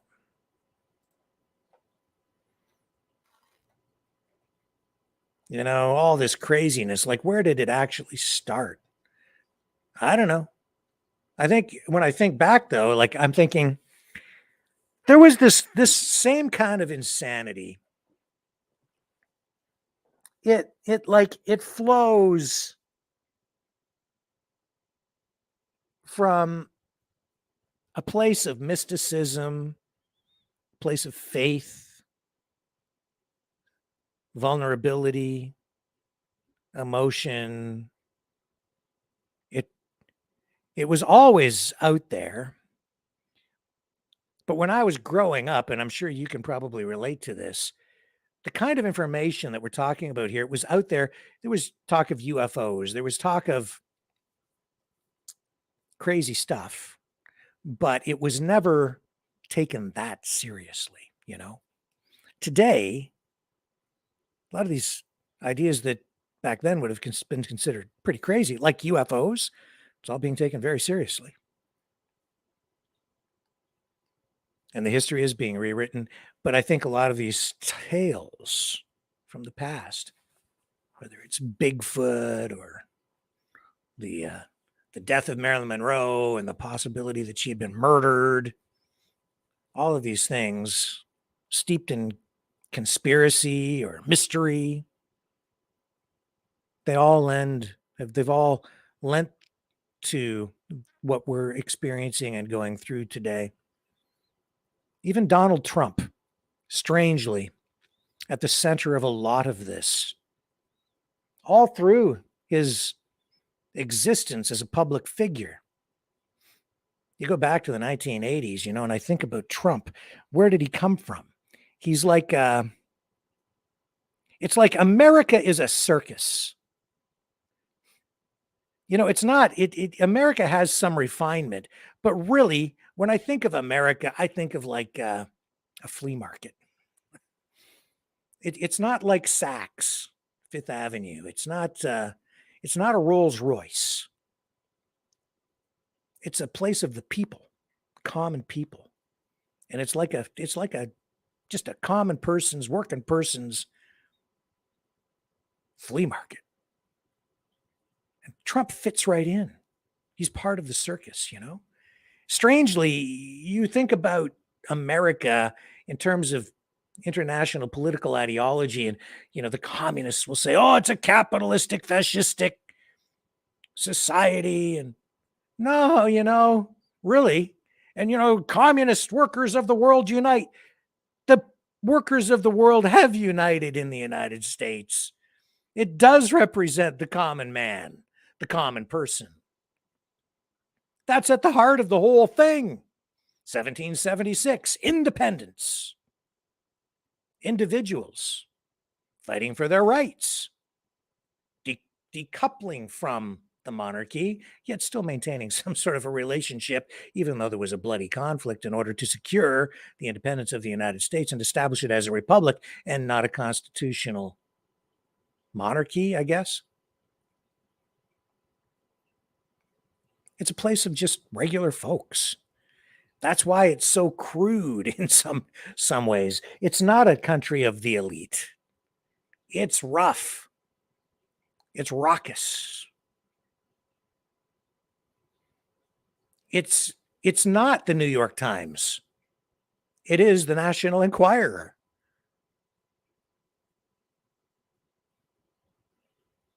It is Elon Musk, but it's also the truck driver and the plumber, the people who, you know, get down and get the job done, and the store clerk, and the pharmacist, and the candle maker. It's all the people. That's the United States. And with that, you get a lot of color. I've seen it all my life, but a lot of it, you know, you don't take a lot of it that seriously, because some of it is kind of crazy talk. It's kind of crazy, right? But maybe not. All I can say is I've just kind of given up. I'm just going with it from now on. It's like, admit it. It's a real thing.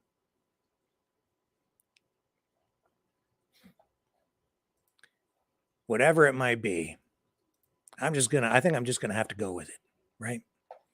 And I should have been paying more attention and taking all this stuff much more seriously when I was younger, back in the 70s, back in the 80s. Where did it all start? It started with like Bigfoot, tales of Bigfoot. When you were in school, didn't that fascinate you? It certainly did me. You know, there were all kinds of tales of Bigfoot. And today, those things are still out there. And every once in a while, they resurface. We hear about things like UFOs, which are coming to the surface again now. And even, yes, Bigfoot. Well, I've discovered that, yes, there is new information out there confirming the existence of Bigfoot. Yes, Bigfoot is real. I've got the proof right here. This is a recording of Sasquatch.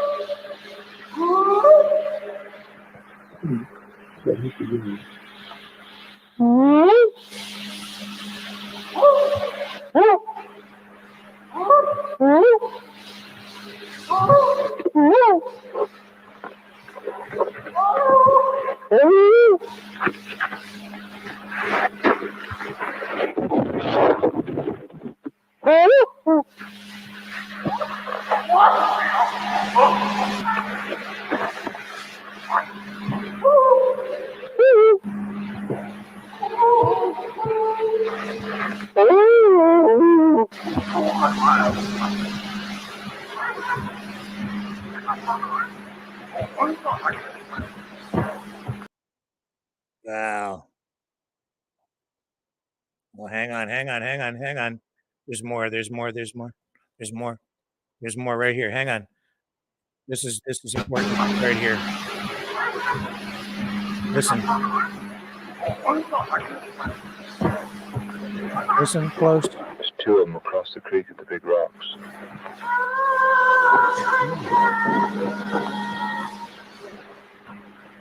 It's a hard act to follow. Also, yeah, like he talks to others and they talk to each other. Yeah.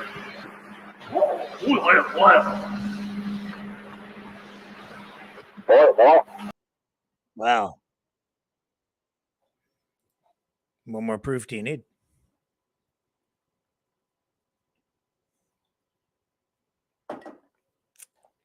What more proof do you need? Come on. Admit it. I know you don't want to believe it, but Sasquatch.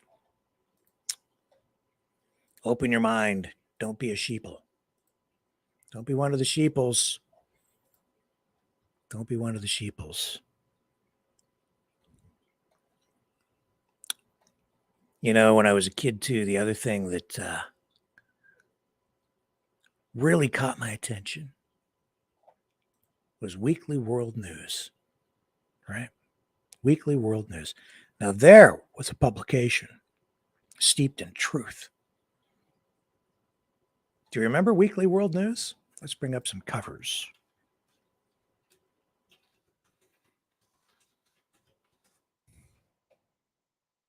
Oh, yes, here we are. Let's show you some Weekly World News covers. I have a copy somewhere around here of the very last edition of Weekly World News, and they had real journalists who used to work on this tabloid, fear porn mag, whatever. Bat Boy, Bat Child. Yes. This is the home of Bat Boy. They chronicled his exploits. They stoked fear into the hearts of many Americans and people around the world. Bat Boy. Scary stuff, man. And there is proof of Bat Boy's existence. I mean, back in the 70s, the 80s, this was all the rage on newsstands. People lapped this stuff up. I have to admit, I never paid it much mind, other than just taking note that it existed, but not giving it any real weight. What a mistake that was. How would I know that in 2023, so much of what was laid out as conspiracy theory in Weekly World News would become conspiracy fact in 2023? And would lay the psychological foundation for so much of what has been flowing ideologically and kinetically from within our own society on really both sides. Kind of weird, isn't it? I'd say so. And it is true. I mean, they had actual video evidence, Weekly World News, of Bat Boy's existence.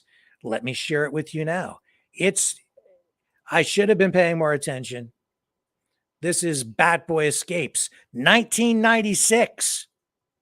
This went on for some time. This should have been the stuff that was making headlines internationally, but only in the United States, where certain groups of people paying attention. The most bizarre, outrageous, and incredible stories from around the globe. Weekly World News. And now, Edwin Newman. Good evening, I'm Edwin Newman, welcoming you to another edition of Weekly World News on the air. We return to the foothills of West Virginia for an update on a story we broke last week. Bat Boy has escaped. In a startling follow-up to an earlier Weekly World News cover story, Bat Boy has escaped from this research and observation center near the campus of a West Virginia college. Surveillance cameras in place at the facility's main entrance caught this dramatic video of the Bat Boy's daring nocturnal flight. Both the authorities and his captor, zoologist Ron Dillon, warn that the 3-foot-tall, 37-pound creature, who answers to the name of Robin, can be extremely dangerous. He may be small, but he's no house bat. He's got razor-sharp teeth and the strength of a small ape, and he can be very volatile when he's excited or frightened, which I'm sure he must be right now. As gentle as he's been with me in the wild, or if he's cornered, I'm afraid that he might fight like a lion. Last spotted on the outskirts of Wheeling, West Virginia, Robin has begun to leave a trail behind him. Well, I heard this to-do out here back behind the hen house. And when I got to investigating, I saw this thing looking up at me with the biggest, meanest eyes I'd ever seen. He had one of my chickens in his mouth, and he had these wings spread around him. Strangest thing, though, he wasn't eating that chicken. It was more like he was licking it for bugs. Well, the alleged bat. Now, I'm going to stop it there, and I'm going to say, do you think it's any coincidence that he was near a barn licking a chicken, and Justin Trudeau spent how many, $8 million on his barn? I think not. Think about it. Boy has been positively sighted in 3 West Virginia counties, and he appears to be traveling in a southwesterly direction. I was in my car, and I was in total shock. I didn't know whether to go forward, backwards, stay still, or what. And he just stood there and looked at me, and I looked at him, and he just sort of got tired of it and walked away. Since his discovery by Dillon in a cave near the Shenandoah Mountains, Robin has undergone extensive testing and observation.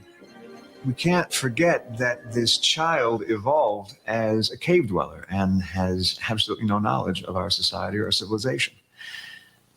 He possesses an intelligence that far exceeds that of the smartest of chimps, and we truly thought that we were on the verge of communicating with him. The only explanation that I can offer for his escape is his instinct to be free. Although doubtful he will return, Dillon and his students have set traps for the Bat Boy back at the cave. He moves so quickly and has so much energy, he could easily make his way across the country in a week or two. We're just lucky that his wings can't support flight, or we'd never find him. Everybody's been talking about this Bat Boy, and I just realized I assume it's him, you know, and he came out of the woods and crossed the road and kept on going. You know. I assume it's him. Still, Dillon is not optimistic about the prospects for Robin's capture. He moves by night and sleeps by day. It's a little like trying to spot a shadow on a cloudy, moonless night. The harder you look, the less you see. Kind of like trying to fight the deep state. It's all shadows. You tell me, coincidence? I don't think so. I just hope nobody gets hurt along the way. Me too. It's just luck. Yep. We're now fortunate to be joined by Paul Burton of the West Virginia State Police. Good evening, Trooper Burton. Oh, good evening, Mr. Newman. Trooper Burton, can you tell us exactly where you are right now? I just want, that's a real cop too, okay? He's for real. That's a real guy. Office on the interstate right outside of Wheeling, West Virginia. Do you have any late information on the whereabouts of Bat Boy? Yes, sir. There have been many calls to the Highway Patrol and other local authorities regarding the whereabouts of Bat Boy, but none of these leads have led to Bat Boy's capture. Well, we understand that a number of private citizens groups have organized posses and are currently conducting a private search for Bat Boy. Well, I would advise any of these citizens to stop this immediately. And can you tell us then, from what you know, is Bat Boy dangerous? From all indications we have, everybody in this nation should consider this creature a danger. It's like unfluoridated water. You just don't want to take any chances. Oh, See, I told you that cop is real. What did he just say? It's like drinking unfluorinated water. You don't want to take any chances. And we all know what fluoride will do. So he's actually promoting the fluoride narrative, isn't he? Coincidence? I don't think so. And if somebody happens to spot that boy, whether on a national highway or in his own backyard, what are you advising him to do? Should call the local authorities immediately. Yep. Thank you, Trooper Burton. I thank you, Mr. Newman. And we'll be right back. Yes, we will. With that, we will take a break, and we will be right back. The sharing of biased and false news has become all too common on social media. More alarmingly, some media simply aren't true without checking facts first. Unfortunately, some members of media use their platforms to push their own personal bias and agenda to control exactly what people think, and this is extremely dangerous to our democracy. In an ocean of lies a century deep, the truth awaits. Choose not the red pill. Choose not the blue pill. For both are an illusion. Discover the power of M. The power of individuality. We are Mavericks. We are the way to the light. Fear not the storm. Join our quest for truth. Truth will set you free. Maverick News.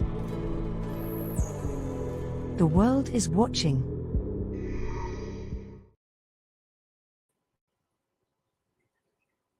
We are being lied to. We've been lied to. We're still being lied to.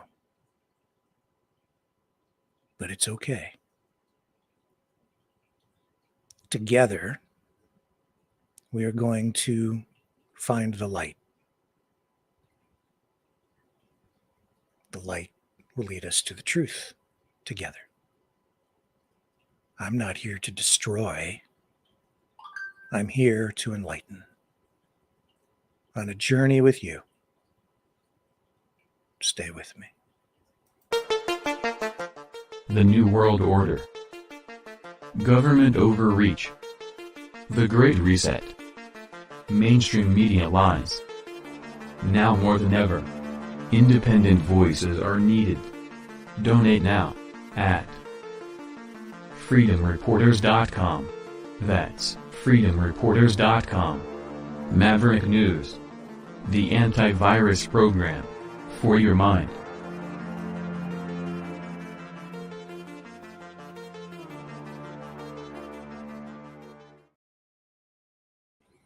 This all started so long ago.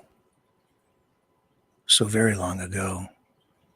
And yet so much that has had so much impact happened not so very long ago. Murders being solved 50 years hence. Talk of aliens today, UFOs. Reminds me so much of yesteryear, when a president that we long for so much today, who brought us patriotism, a sense of self-worth, a pride, warned us indirectly of aliens and what good they might actually do us. In our obsession with antagonisms of the moment, we often forget how much unites all the members of humanity. Perhaps we need some outside universal threat to make us recognize this common bound. I occasionally think how quickly our differences worldwide would vanish if we were facing an alien threat from outside this world. And yet, I ask you, is not an alien force already among us? What could be more alien to the universal aspirations of our peoples than war and the threat of war? Indeed. And is that not exactly what we face today? War. Immersed in it, we are.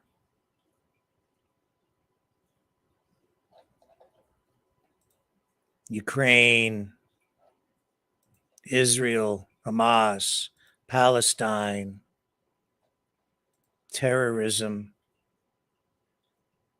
and that clip that I ran from Jagmeet Singh, leader of the NDP in Canada, saying that he had in the past been accused of being a terrorist himself.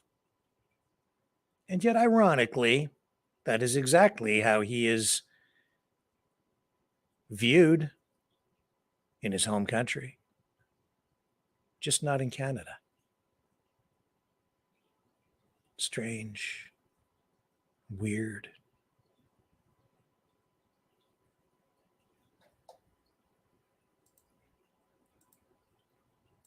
Why is that? Because, as I understand it, he backs the Khalistani separatists in India,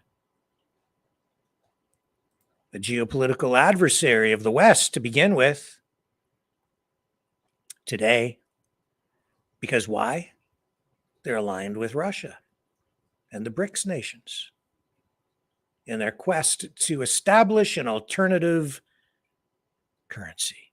Indeed, I would say, in very 1984 Orwellian terms, an alternate reality politically. Those who say that Western society and our governments are just a myth are not entirely wrong, but they're certainly not right either.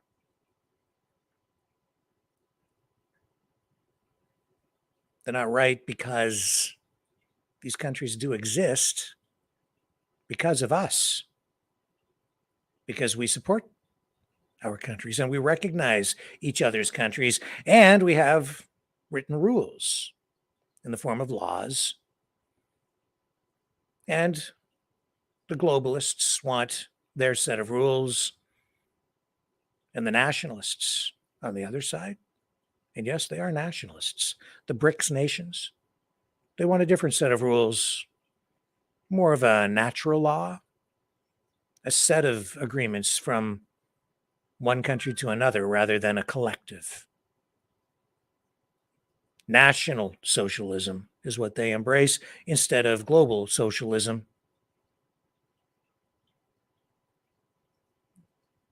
The conflict of fascism and Nazism versus communism, it's so passé. It has evolved. Both sides have evolved. It's not even so much ideologically driven so much anymore. It's just about power and money. At the root of it, currency. And when they say it's about oil, it's true, but that's because our currency is tied to the oil. Such was the reality after Nixon took us off the gold standard in the 1970s. Oil is money. Currency is oil. Oil is currency. That's the Middle East.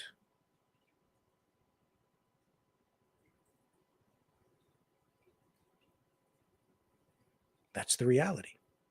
But we want to go back to the gold standard. Well, that's another way of doing it. It's just another commodity.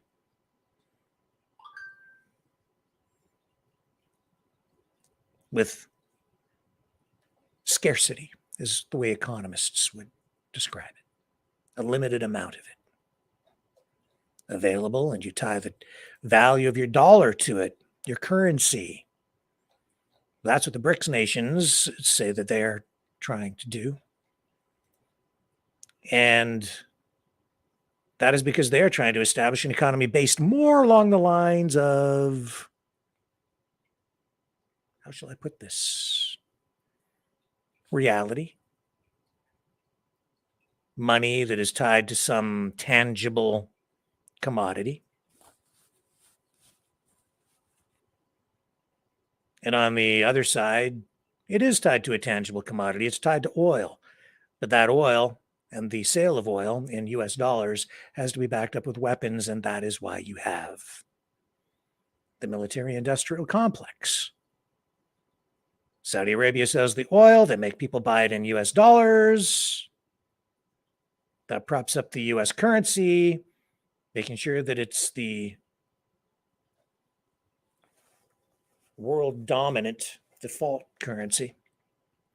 But maybe not so for very long now, because the BRICS nations are coming along. I'm going to take another short break. I'm going to show you a strange link between a multimillionaire, prominent person, the freedom movement of sorts, and all this globalism, the economy, all wrapped up in one sort of nifty little twist of fate. Stay with me.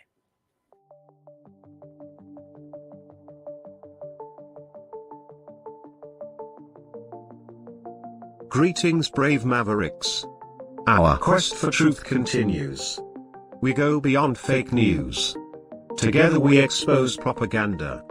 Together we pull others out of rabbit holes. We are maverick thinkers. We are all unique individuals. Defenders of individual rights and freedoms. Credible. Trusted. Grounded in reality. Maverick News. Maverick News. Defending free speech. Free speech. Donate at freedomreporters.com. Do it now. Tomorrow may be too late. Maverick News. The world is watching.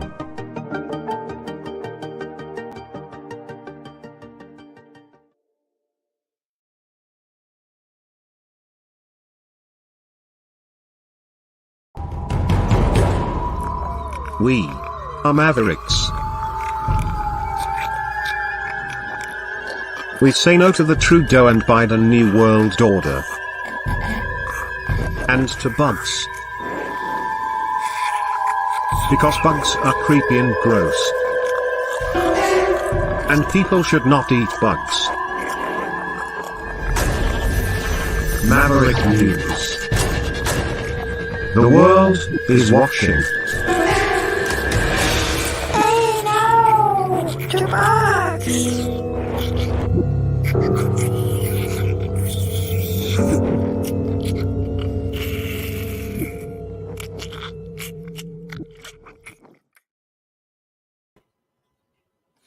Kevin O'Leary, Canadian, American, businessman, multimillionaire. His name, whether he knows it or not, is being spread around out in parts of Canada by that person who has recycled that Nazi symbol.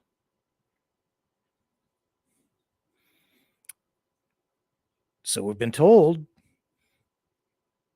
that that person spreading kind of name dropping with Mr. O'Leary's name says that Mr. O'Leary is the guy who's supposed to be financing some of this stuff. Pretty weird. Going to finance this nationalist Thunderbird political party. I'll believe it when I see it. I'm not accusing Kevin O'Leary of anything. I'm just saying it's a fact. The guy's name is being thrown around. And it's kind of hard for some people to connect dots on that. But I've been connecting a few. And a weird thing, more weird news. Kevin O'Leary, Dragon's Den, Shark, is he on the Shark Show too? Whatever. He's on those business shows. And he's always a commentator on like Fox and some other channels. Smart guy. I actually like Kevin O'Leary. Ran for the leadership of the Conservative Party of Canada. Unsuccessfully, but was a front runner for a while. This goes back a few years. He believes in cryptocurrency. Cryptocurrency, people who are opposed to the government, people within the sovereign citizens movement, people ideologically aligned with those who advocate for system destruction. Put it that way. They embrace cryptocurrency. And it's become more apparent to me, just even within the last few weeks, how important cryptocurrency is to the people who want to initiate extreme change in our society. And I've been thinking about it more, philosophizing about it more, but it's pretty clear that Kevin O'Leary is one of those people. It's been a little bit weird just within the last couple of days. He has been excited about the establishment of a new cryptocurrency exchange being established in, of all places, Saudi Arabia. M2. He comments on it in this video where he appeared on Fox Business. I'm going to run this for you. This is kind of weird. You have to pay real close attention now, folks.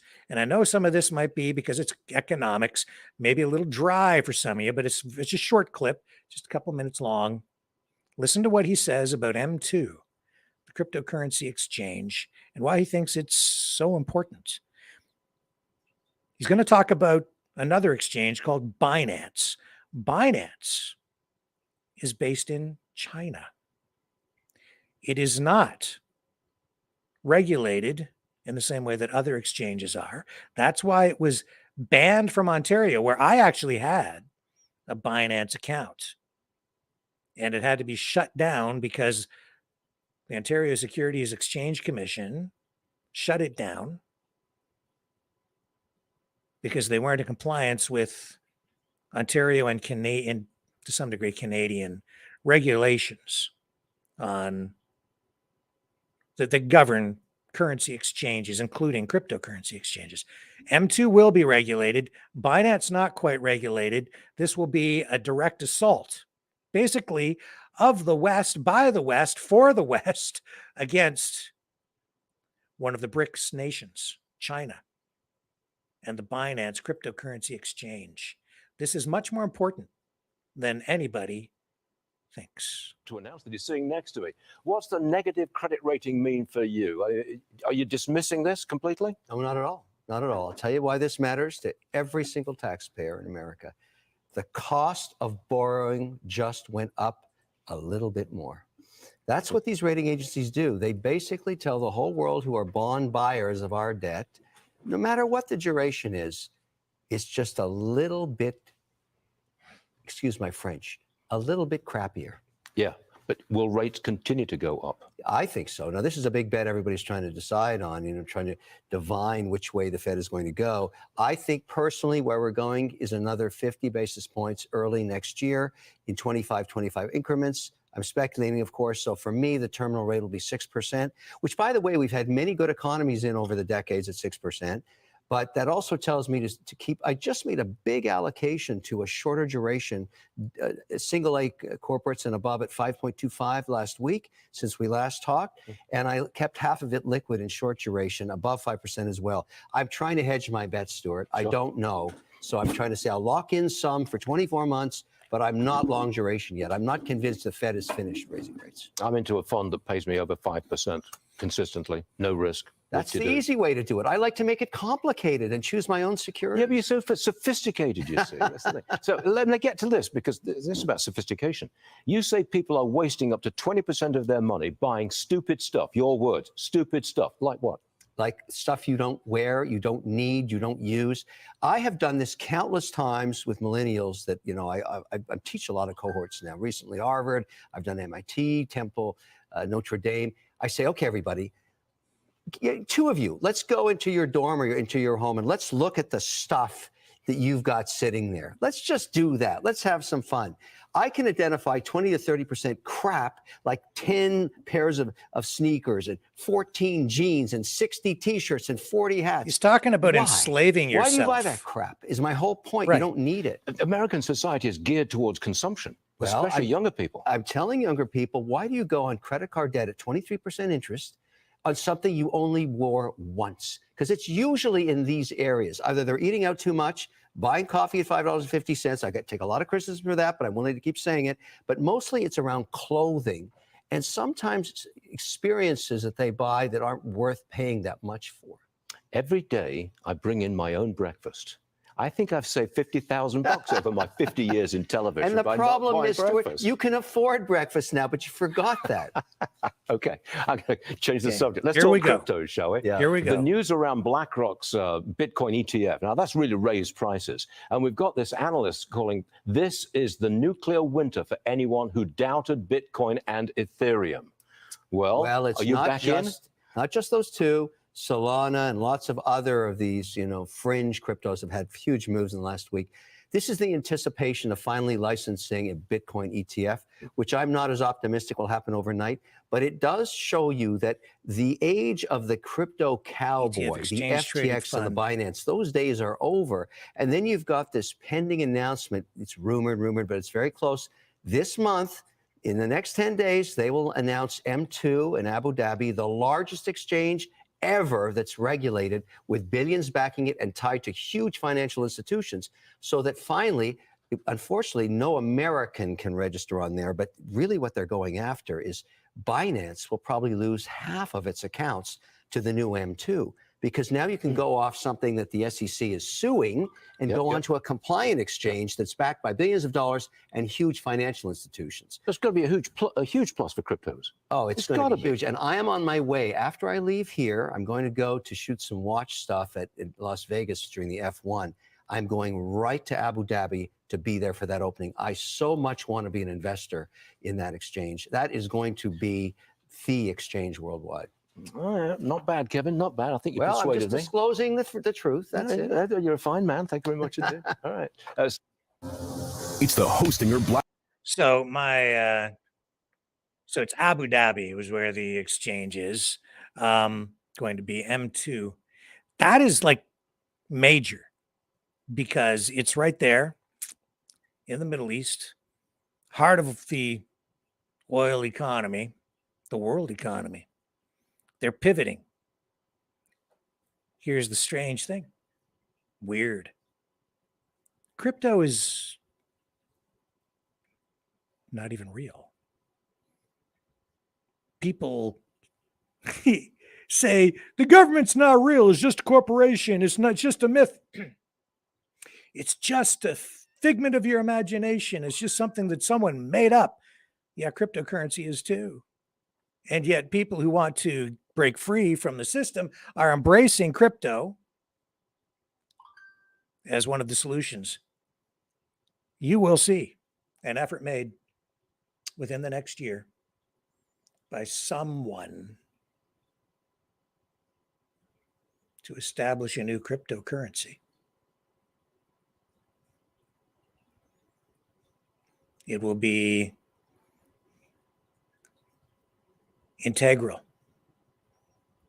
to the movement toward, in their minds, a parallel society and an alternative to the system, and ultimately the destruction and reconstitution of at least Canada, maybe Canada and the United States. My prediction.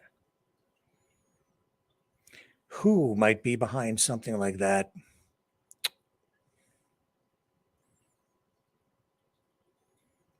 Beware. It is dangerous territory, to be sure. But look for it. What do I know?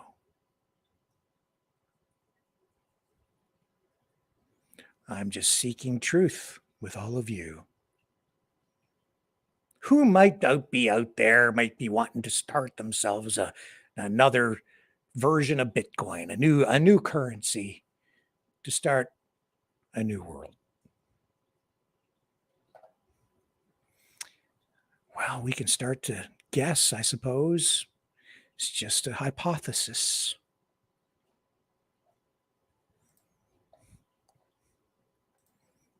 It's a direct assault this M2 exchange on Binance, on China, on the BRICS nations. Now you've got two sets of realities, don't you? The BRICS currency is supposed to be based on gold, and countries like China have been buying up actual physical gold. It's about two economic ideologies and two sets of political ideologies, one based on a new international rules-based order, which is what the wars that we're facing right now are really all about at the core, ideologically. One side, the globalists, the other side, nationalists. Russia is one of the nationalist states. This assertion that nationalism equals fascism, not exactly.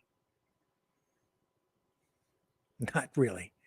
Depends on how it's executed. It depends on if it's steeped in racism and scapegoating. But is that happening? It's kind of weird. Can't quite make sense of all of that. We'll have to dig into that a little bit deeper in the nights ahead. If they're nationalists, but are they fascists? No, because they're not, but they weren't in history, or were they? I don't know. Who's on what side? Who stands for what? Or maybe they all kind of stand for the same sorts of things, and we're all being lied to. Deceived. Led down a garden path to self-destruction.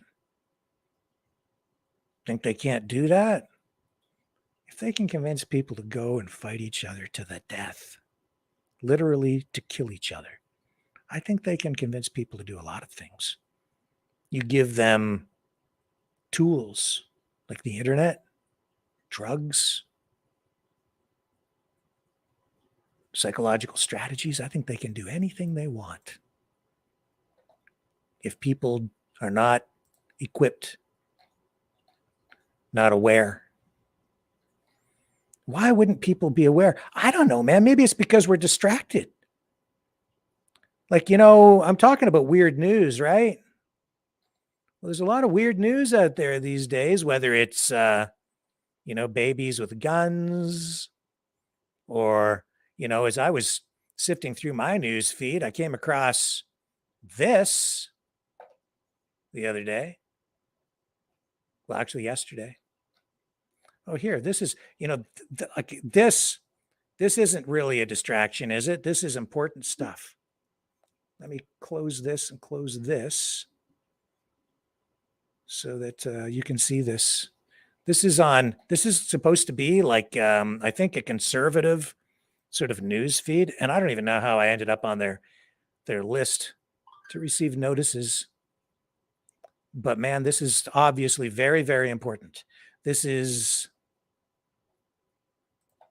full of ads, I'll tell you that. I'm getting spamified right now with ads, pop-ups on this. Tons of ads. But here's the article. Golf influencer addresses backlash after sharing photos wearing next to nothing. My God! That's news. That's conservative news. That's important stuff. And I said, I'm just going to embrace the weirdness. If I can get past all the ads. What was this influencer's name? Paige Spiranak or whatever. Let's go find Paige's Twitter thingy, okay? To find out what all the fuss is about. Because obviously, inquiring minds want to know. Well, there's Paige Spiranak. Oh, look at Paige Spiranak. What's the controversy about? Well, I guess she's into golf, right? Super duper golfified. All right, so Paige Spiranak. Oh, and look at this. Here's Paige's post on X that got her into hot water. There it is. Oh my goodness me, oh my. That's news. Let's go right to X and pick up the actual feed. There she is. Hi, Paige. Very serious news. I'm so glad that, on the conservative side, they're taking news so seriously. It's amazing the outrage this outfit is causing on Instagram. It's just a little cheekier booty cleavage, as I like to say. LOL. I think it's quite tame. And this picture is cute. Thoughts? I don't know, guys and gals. What are your thoughts? Is this news? How many views did this get? Oh, 1.4 million. 1.4 million views.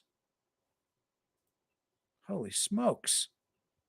Well, I can see why this is important, but she did point out that she is in compliance with the dress code for the golf course because her shirt does have a collar.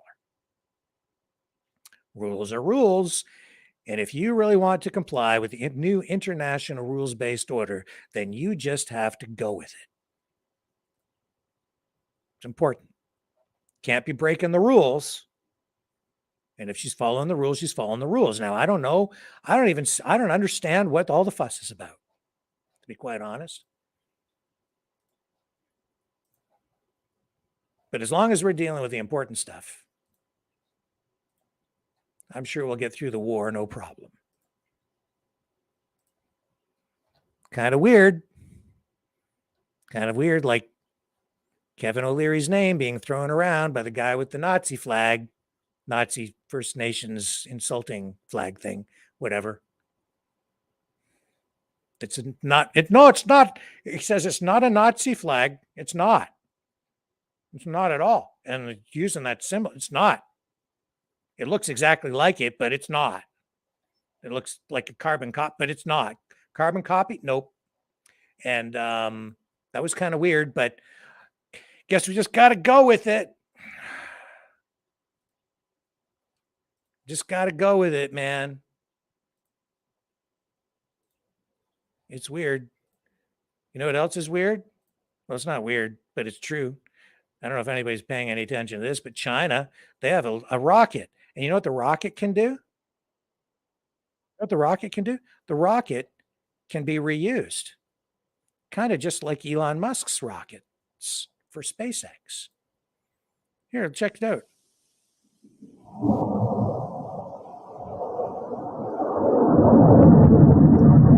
Goes up, must come down, and it can come down. It can land.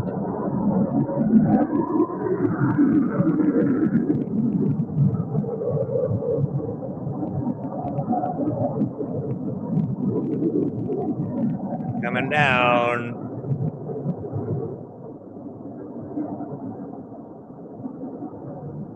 Coming down, all the way down. Is that real? Oh yeah, baby, that's real. What did we hear from the House Committee on World Threats today about China stealing technology?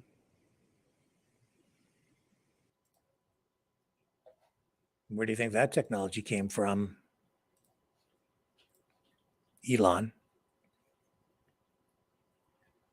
SpaceX.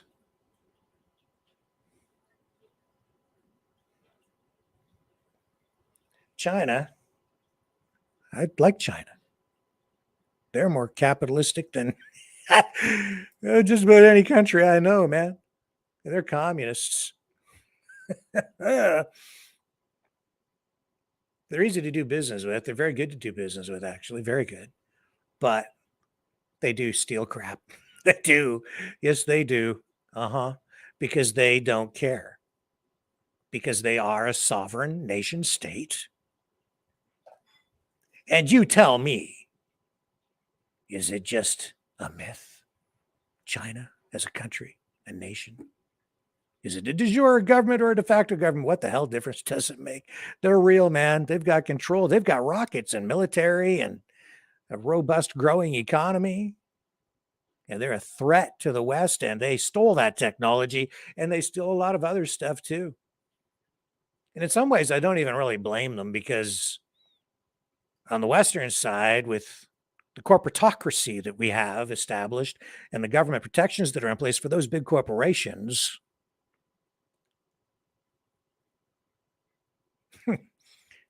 well, there's no way of entry for any kind of competition. That's what the government does, is they protect those big corporations, and that's where you get the public-private partnership thing coming into play.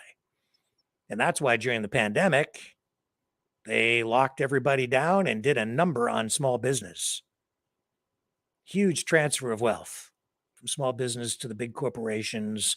That's why Costco was open, folks, while Ma and Pa shoe store was closed. That's why Walmart was doing business. Well, the corner store was shut down.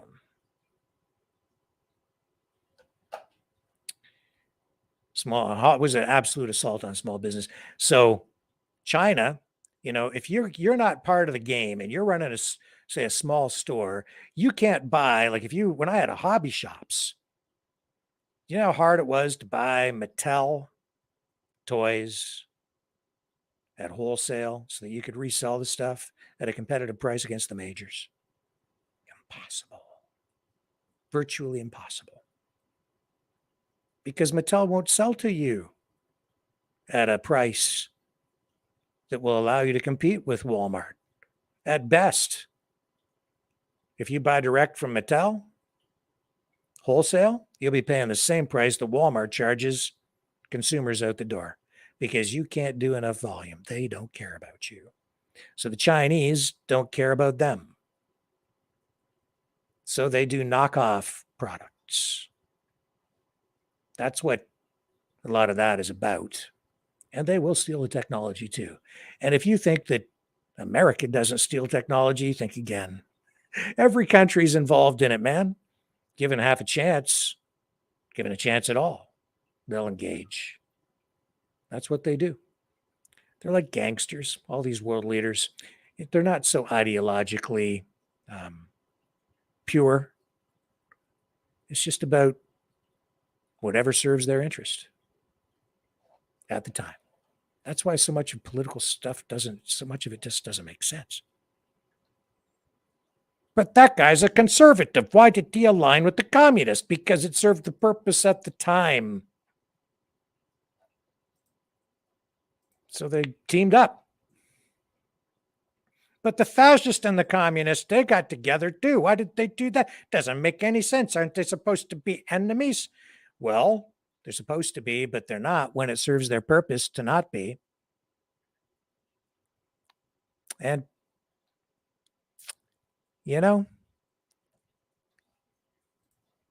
it's all about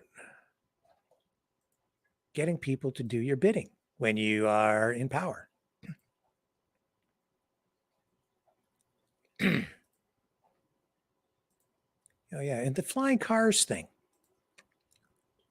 Here's this. I touched on this earlier today, and it kind of relates. So I'll just mention it. Here's a story. Not my story, not my version, but here it is. This is from HT Auto. Drive your passion. It says flying cars may be a reality by the end of this decade. And that is from the Hyundai Motor Corporation. Well, I can tell you, too, that the CEO of Hyundai just went to an economic development forum hosted by Bloomberg. Justin Trudeau was there. It happened this past week, just within the last few days. And the chairman and CEO of Hyundai called for, you guessed it, public-private partnerships in order to push forward with the development of flying cars, air mobility, drones, air transport between cities. It's going to happen. I've watched the videos. I've taken a look at it. It's going to happen, and sooner than you think. And that's what 5G is all about. And it is going to fundamentally change the airline industry. It's going to change the way people travel. It will be faster. It will be convenient. It will be available in Virtually every small city. It'll be like an Airbus. It's going to be cool. I'm not afraid of it, but we should be monitoring and seeing where they take us with it. It'll happen. Maybe by the end of this decade, you're going to see these flying cars, drones in the air. But they won't be flown by people, I don't think. It'll be far too dangerous to let people fly around in these things. The people will be crashing into each other in the air. It will be autonomous, controlled by 5G and artificial intelligence. And people will be riding around on these things. Weird, eh? But true. You'll be taking an autonomous taxi to a heliport in your city. Walking in, it'll be like a mini airport. You'll climb into these things. They will take off, and you will get to destinations that otherwise might take an hour or two. You'll be there in like minutes, 15-minute trips, 200 kilometers an hour, 300 kilometers an hour. High-speed rail, forget about it. Don't build it. Anybody talking about high-speed rail, tell them to shut the hell up. Give me these things, man. Give them to me. I'll run my story maybe tomorrow and show you. High-speed rail, forget about it. Don't want it, don't need it. This will be better for the world. And you know what it also tells me? They ain't going to lock people into 15-minute cities. No, sir. Oh, they'll penalize you for driving a car. That's your 15-minute city. But you ain't really going to need it. Not really. Because you're going to be flying. Now, I want my car. So let's keep it. But the future is coming. And it might not be so bad as long as we monitor stuff and learn to control it. And we need to do that. I'm not saying it's all a bed of roses in the future. We've got serious issues to tackle. Wow, this is exciting stuff. We just need to control it. We need laws. We need to get rid of Justin Trudeau because that guy, he can't see the future. Not really. Not properly. He's too authoritarian. We need to free ourselves. We need to use the technology to free ourselves. And it can free us. But it's scary. I know that. I know it. But it's coming whether we like it or not, folks. And it is weird. And the people, I think that there's some people who do want to stop everything, just tear everything down. And yet, strangely, the people who want to tear it all down and have us all afraid of the technology are the same ones advocating for the creation of a new cryptocurrency or the use of cryptocurrency, new technology, blockchain, currency based on nothing, like literally nothing other than public faith.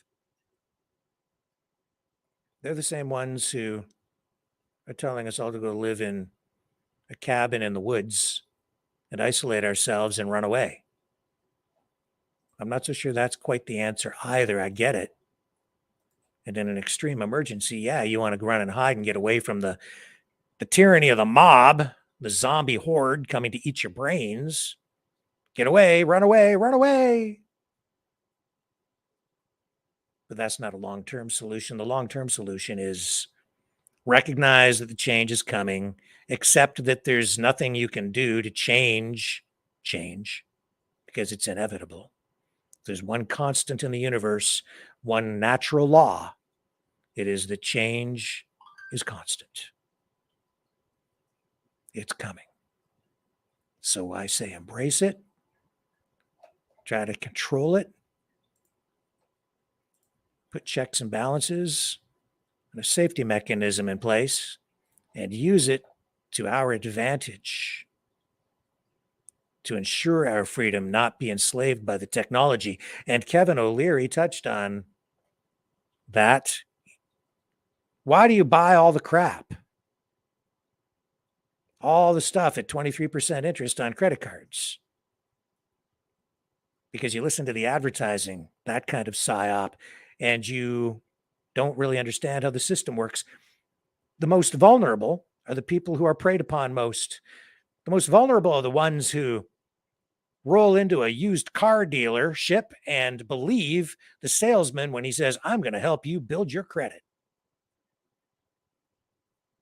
No, he's going to help you enslave yourself with debt using subprime lending at an interest rate that will make sure that you pay through the nose for that used car for years to come and end up paying way more for it than you ever should.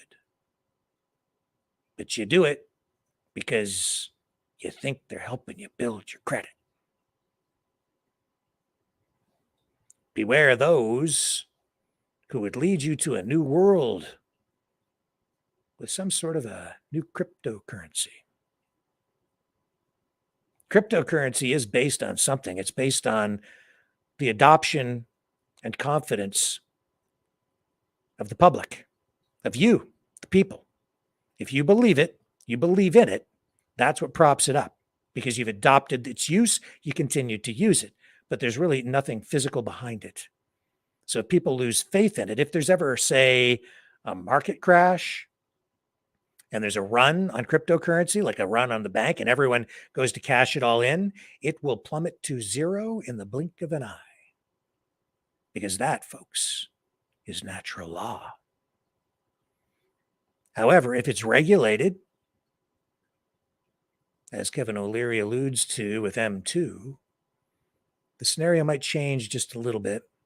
Nevertheless, if it's not backed up by something tangible, an actual commodity, then you might just find that Western society is still in a whole heap of trouble and facing actual real instability. And I will get into the cryptocurrency stuff another night in more depth, but it has become apparent to me that while people see crypto as a hedge against inflation, crypto itself, I think, is inherently inflationary, just like any fiat currency. But it does it in reverse.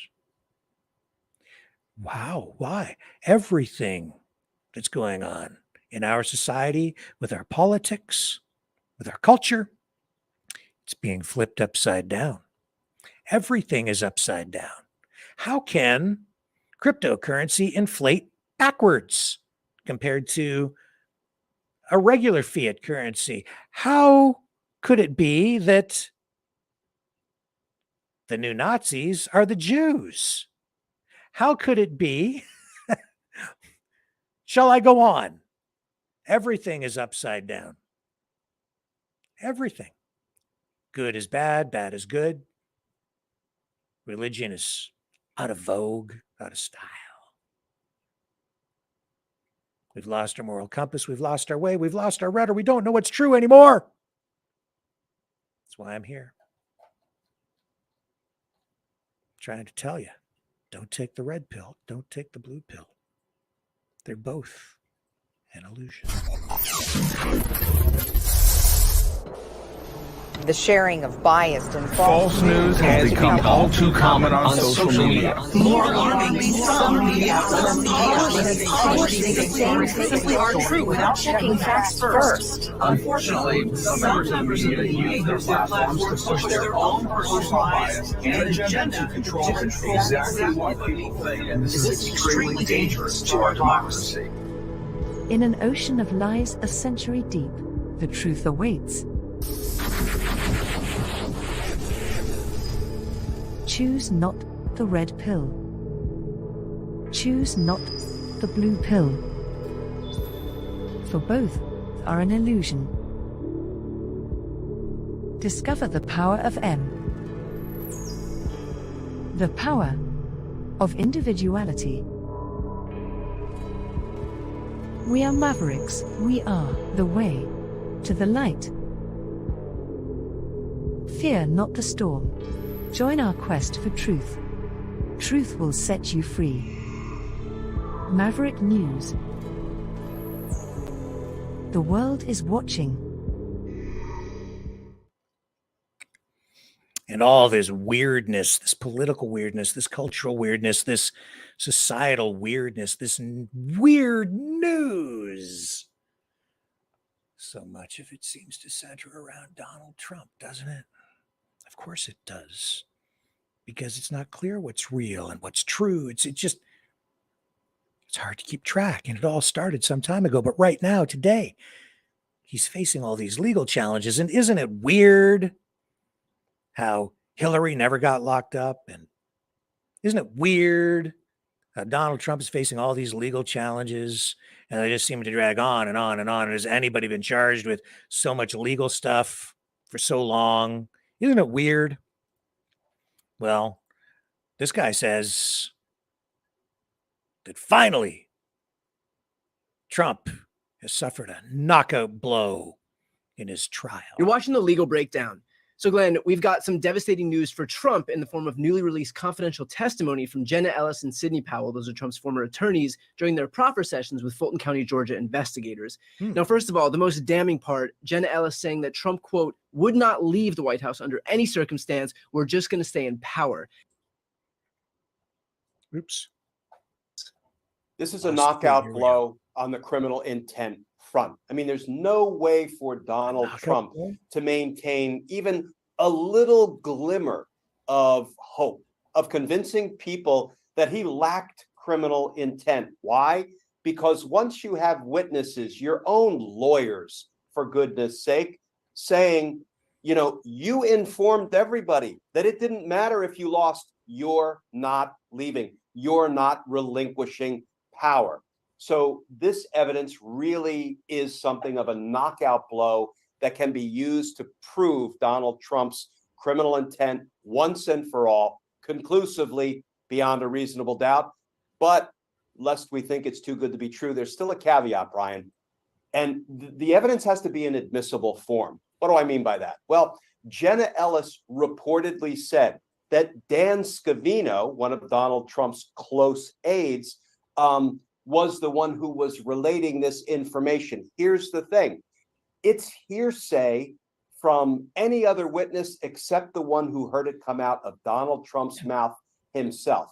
So when the statement was attributed to Dan Scavino, and there's a really important pronoun in there, she said, Dan Scavino said, we are not leaving. Bingo, because now that incriminates Dan Scavino as well. That will have implications when they are fighting over the admissibility of certain statements at Donald Trump's trial. But what prosecutors really want is the person who heard the admission from the horse's mouth himself. So the minute I heard this reporting, I thought to myself, okay, well, Dan Scavino, we know, together with Mark Meadows, were referred for criminal prosecution for contempt of Congress. I know it seems like ancient history now, but neither one of them were prosecuted. Neither. Okay, let me translate this and put this into layman's terms for you. Okay, so what's he really saying? He's saying this. Trump.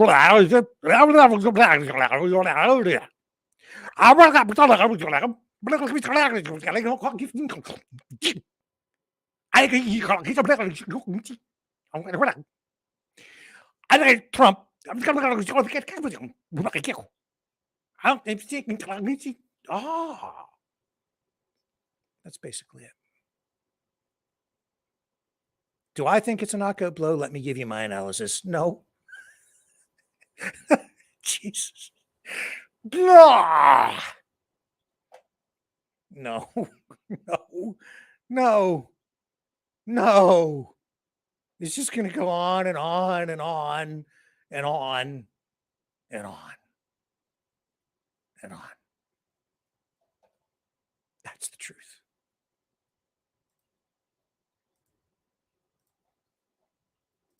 Because it's about money and power, and these people, all of them, play by a different set of rules. And while they play by the different set of rules,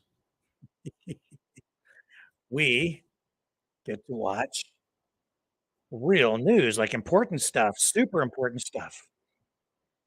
And we get to watch like like entertainment stuff, and we there's like all the celebrity stuff that was really important, and then there's like this stuff right here, women beautiful dresses fashion show, where don't look at those thingies there. Oh, see, there's your politics right there on that lady's belly. Yes. You get that? Oh my goodness. Is that a tattoo? Don't look! Don't look! Yeah, she says don't look, but she's got eyes on her hands because you know why? Alien, that's why. Freaking alien. Oh my God. Oh my God. I can't even show you this next one. This is the ISIS Fashion Awards 2022 Part 7 Nude Accessory Runway Catwalk Show.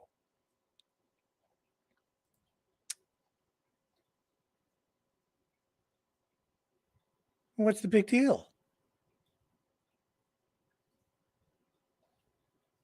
Oh my goodness. Let me just get you a clip. I know you all want to see it. I got to get to a point where it's like, okay. Okay. This lady's dressed. Okay.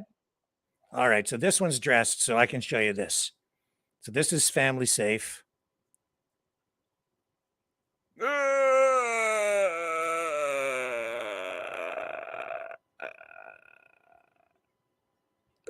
It's so you know what comes to mind when I'm okay, and then I'm like I'm supposed to narrate this, and it's like so then I go into my legalese again, and it's which is okay, enough.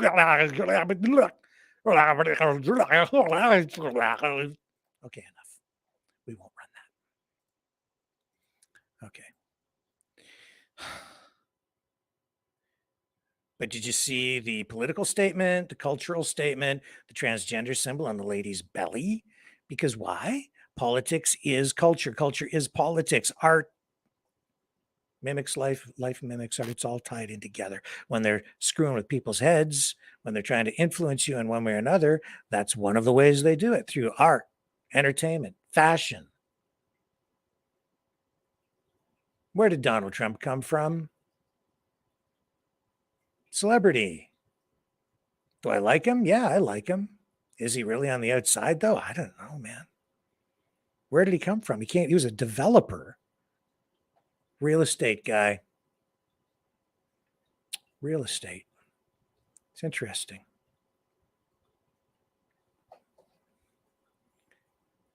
And you know, I think back in time, it's not very long ago,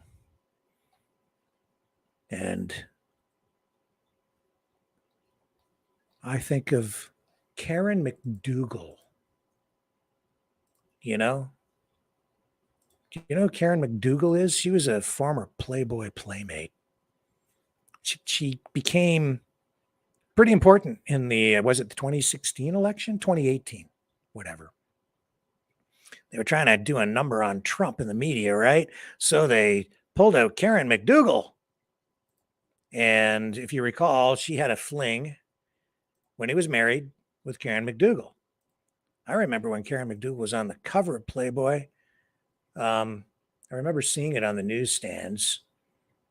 Stunningly beautiful lady. And well-spoken. Actually, very refined. Certainly not flea market material. Not Karen McDougal. And Donald Trump, he had a relationship with this lady. And they tried to smear Trump with it because she signed a she sold her story to who else? The National Enquirer. And she wanted to get her story back. And so she did do an interview with CNN. Anderson Cooper. Here's a report from the Time, just to kind of refresh your memory a little bit. But anyway, it kind of backfired on the media. Karen McDougal did not deliver for them in the way that they were hoping. Anyway, here. Right there. McDougal is woman one in the court papers filed by Manhattan DA Alvin Bragg. It's alleged Trump and the National Enquirer agreed to pay her $150,000 to secure her silence about claims she had a long-term affair with Trump. Right now, only on 360, a conversation with former Playboy model Karen McDougal. McDougal's claims caused a sensation when she was interviewed by Anderson Cooper in 2018. You were together many dozens of times, and you were intimate many dozens of times. They met, she said, in June 2006 at this party at the Playboy Mansion during the filming of The Apprentice. Wow, beautiful. Their first date took place 12 days later, McDougal said, at the Beverly Hills Hotel. Trump was staying in a bungalow. This is how it looks inside. Plush, elegant, luxurious. We had dinner there for a few hours. We talked for a few hours. We had a great time. We were getting to know each other. We were talking about his birthday. And then as the night ended, we were intimate. Afterwards, she said, she was humiliated when Trump offered her money. I actually didn't know how to take that. Did he actually try to hand you money? He did. I looked at him and I said, that's not me. I'm not that kind of girl. But she said the affair continued for 10 months, all during the first 2 years of his marriage to Melania. Were you in love with him? I was, yeah. Mm-hmm. And do you think he was in love with you? He was, yeah. Did Donald Trump ever say to you that he loved you? All the time. At one point, she said, Trump showed her around his apartment. Yeah. That's why it didn't work. The smear job. They wanted to portray Donald Trump as a cad, as a really bad dude who mistreated women. It didn't work. Because in that interview, which I watched in its entirety at the time, you could tell she actually loved the guy. And she, I think, was heartbroken. And she wanted her story back so she could write a book or do whatever. But she loved him. Weird. But true. And that's why you don't hear much about Karen McDougal anymore. They got the story, but it wasn't the story they wanted.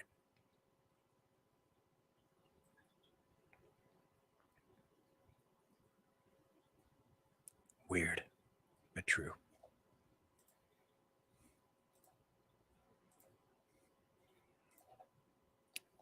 And I think Karen McDougal is actually kind of a classy lady, to be honest with you.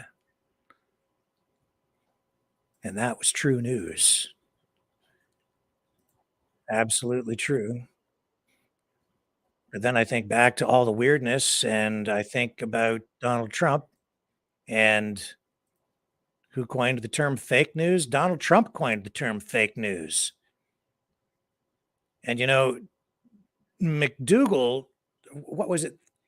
She sold the rights to her story, whatever, because of an NDA to the National Enquirer. Trump was always tied to the National Enquirer.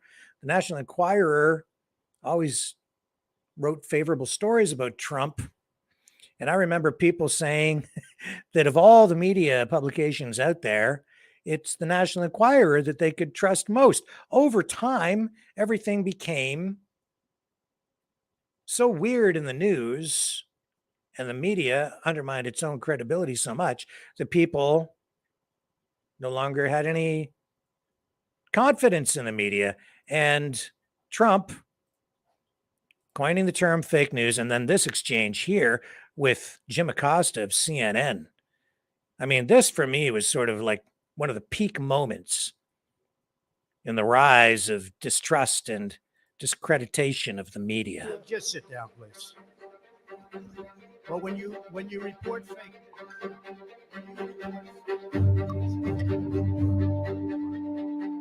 President, that this caravan was an invasion. As you know, Mr. President, I consider it to be an invasion. As you know, Mr. President, caravan was not an invasion. It's a group of migrants moving up from Central America towards the border with the U.S. Thank you for telling and me that. I appreciate it. why did you characterize it as such? Because and, I consider it an invasion. You and I have a difference of opinion. But do you think that you demonized immigrants in Not this at all. election No, not to at all. try to keep? I want them to come into the country, but they have to come in legally. You know, they have to come in, Jim, through a process. I want it to be a process, and I want people to come in, and we need the people. Your campaign. Wait. You know why we need the people, don't you? Because we have hundreds of companies moving in. We need the people. They're hundreds of miles away, though. They're hundreds and hundreds of You know miles what? away. I That's think not an you invasion. should, honestly, you know miles what? away. I That's think not an you invasion. should, honestly, I think you should let me run the country. You run CNN. All right. And if you did it well, your ratings Let would me be ask, much if better. I may Okay, ask that's one other enough. question, Mr. President. I was That's going enough. to ask one of the other folks. That's had, enough. Pardon me, ma'am. Mr. Excuse President, me. That's enough. Mr. President, I had one other Peter, question, let's if go. I may ask, on the Russia investigation. Are you concerned that you may have? I'm not concerned indictments- about anything with that you the may have Russian indictments coming down? investigation because it's a hoax. Are you? That's enough. Put down the mic. Mr. President, are you worried about indictments coming down in this investigation? Mr. President. I'll tell you what, CNN should be ashamed of itself having you working for them. You are a rude, terrible person. You shouldn't be working for CNN. Go ahead. I think that's unfair. You're a very rude person. The way you treat Sarah Huckabee is horrible. And the way you treat other people are horrible. You shouldn't treat people that way. Go ahead. Go ahead, Peter, go ahead. In What a Jim's defense, circus. I've traveled with him and watched him. He's a diligent reporter who busts Well, his I'm butt not a like the big rest fan of of us. yours either. So I understand. To be honest, So let me ask you a question if I can. You repeatedly you said, aren't the best. Mr. President, you repeatedly over the course Okay, of the just sit down, please.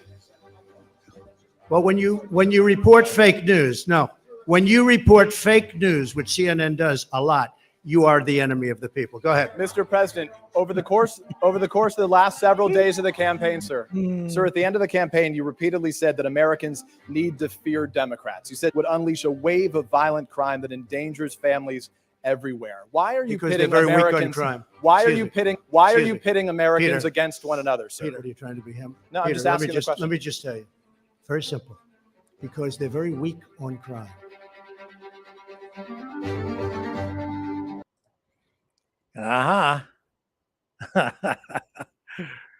Oh, and it went on. And it still goes on today, actually. I think that news conference never ended. Oh, my goodness. It still continues today, to this very day. Oh, man. Transgender symbols on the bellies of supermodels who appear to be prego. Jesus. Oh. Well, they send us videos like this in our feeds to do what? Well, to keep us physically fit, right? So here I am. I'm just scanning my feed, and what do I find? Well, let me see this. You know, physical fitness is important, folks. You got to stay physically fit. Got to stay physically fit. Okay, so here's your stretching video. I'm sure this one's for the ladies. It couldn't have anything to do with a male demographic. Why they're putting it in my feed, I have no idea. Interesting t-shirt she has on. Yep. Yep. Well, you know, it's important to stay limber. Why are they sending that to me? On YouTube? I don't know. I guess they figure I'm a woman? I don't think so. Is that to distract me? I guess. Got to keep the masses, got to keep the sheeple entertained, lest they start asking questions and start rising up. Oh, and they've been doing it for so long. When I was younger, back in the 80s, they had the 20-minute workout in Canada. It was a physical, it was like a exercise show with like super hot, super exercise models in super spandex. I was in college at the time, working in the college radio station And yeah, we used to run it every morning on the video monitors, and I used to work out to it. It was so stupid. It was such a stupid show. But it kept everybody limber. And we were all in the newsroom. We'd do our 20-minute workout. Just so stupid. It was so dumb. Oh, yeah, but look, it spawned some very good things, right? So today we have cheeky golf supermodels. We've got yoga stretching in our news feed. We've got aliens. We've got Donald Trump. Oh, that is so flea market. You're fake news. You sit down. It's so Jerry Springer. Isn't it? Oh, yeah. People love it. I love it. Actually, I kind of do.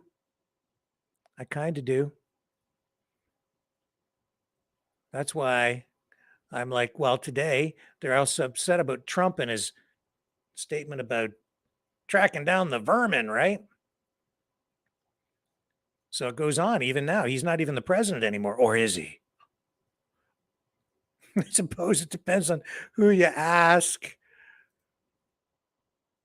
Okay. You know, it's Okay, here's become Jake Tapper. He cliche still goes to ask on. Americans They got how they Trump might respond on to the something. brain. Welcome to The Lead. I'm Jake Tapper. You know, it's become cliche to ask Americans how they might respond to something Donald Trump has said, to ask if such a thing were taking place in another country, what they might think.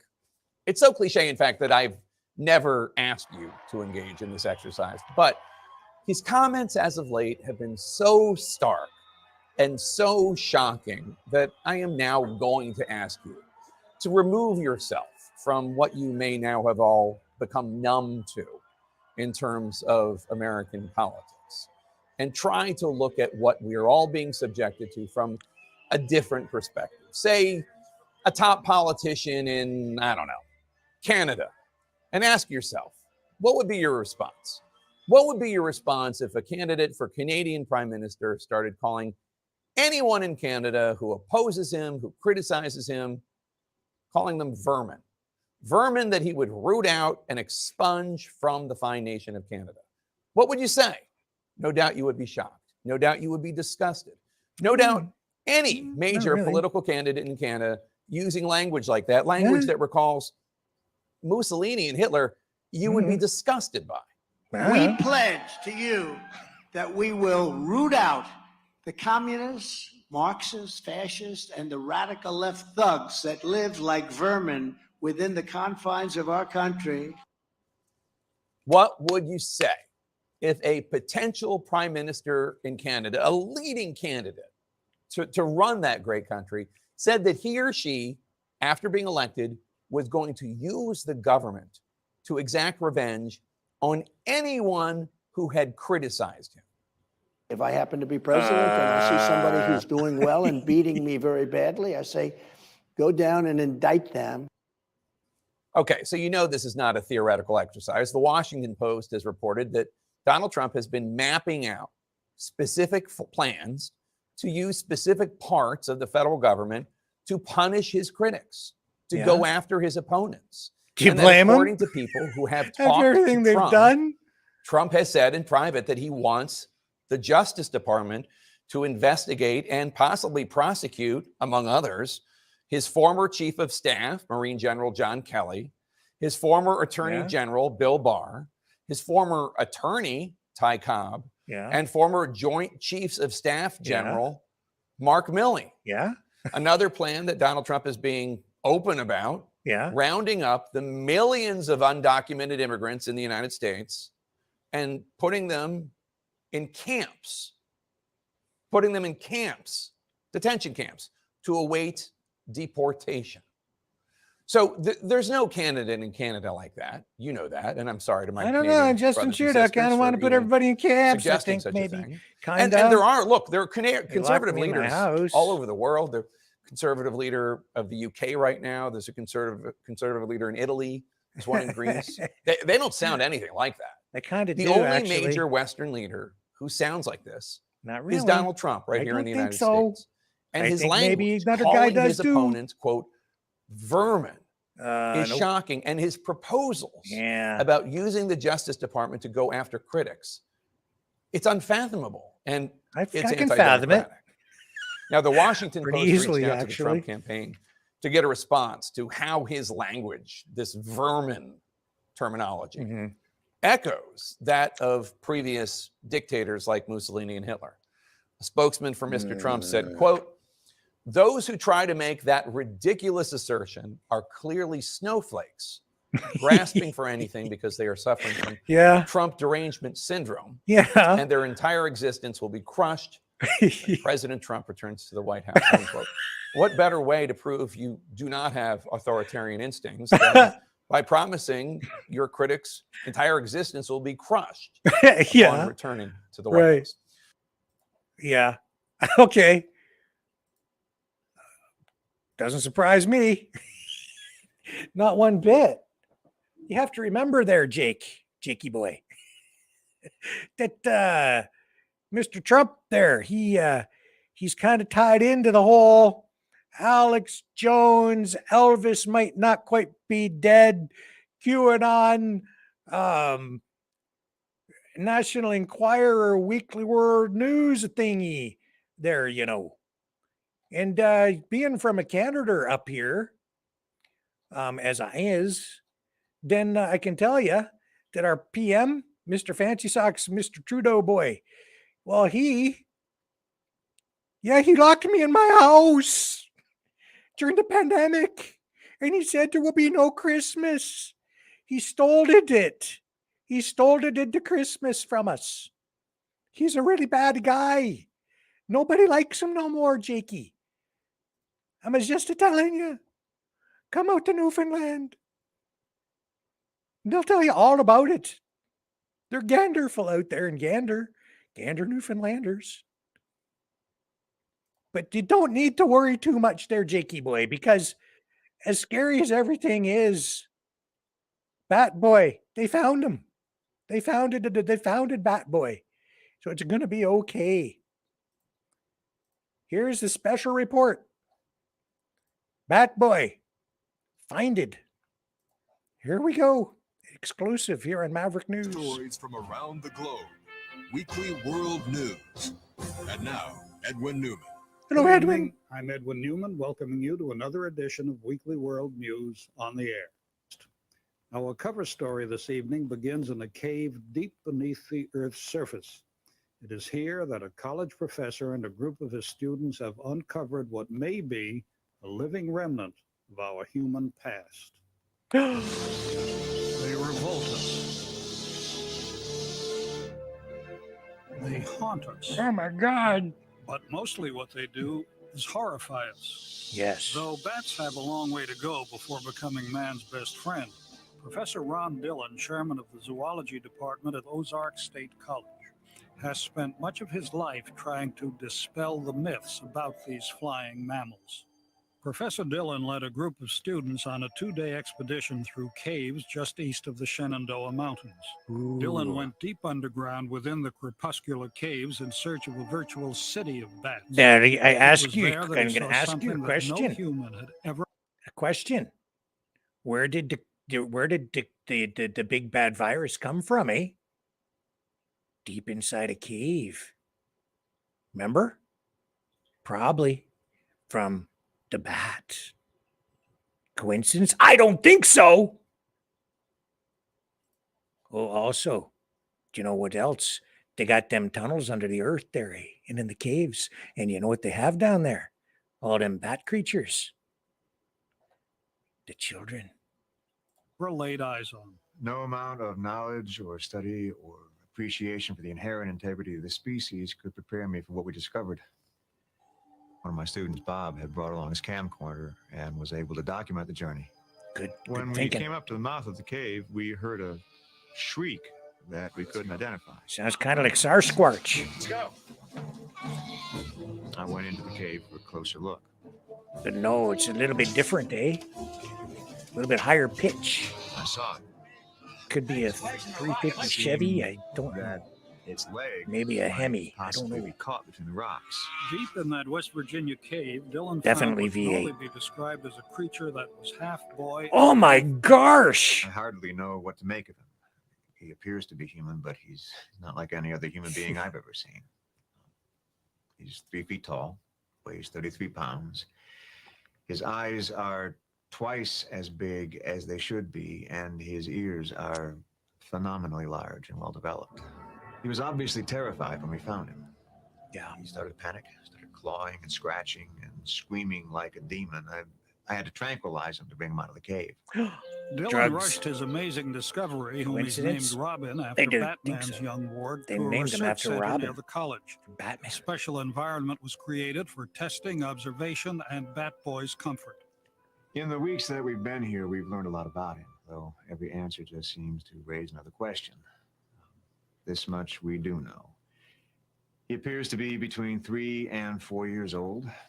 He's just over 3 feet tall, and he now weighs 37 pounds, which is too heavy for him to fly. Dylan believes that the Bat-Child belongs to a race that lives miles below the surface and is extremely sensitive to bright light.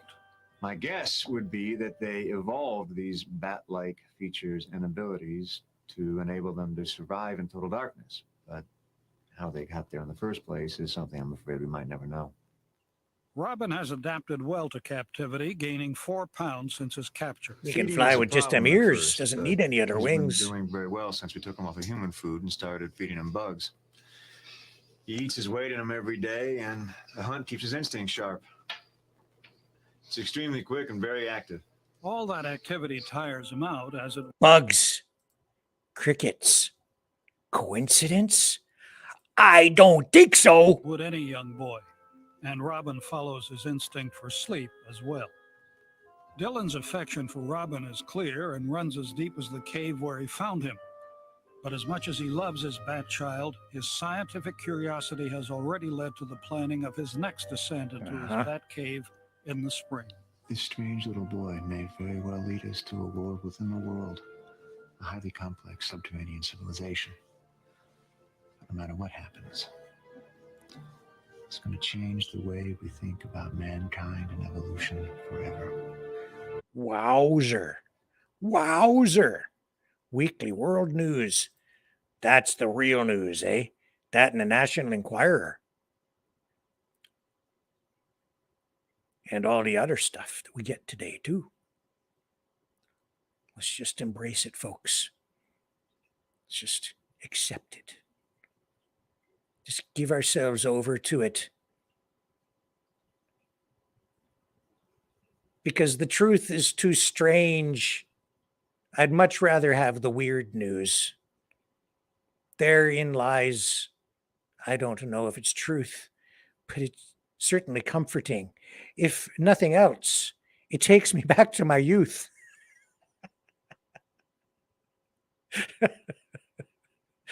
Oh, and yet it's all kind of like it's connected.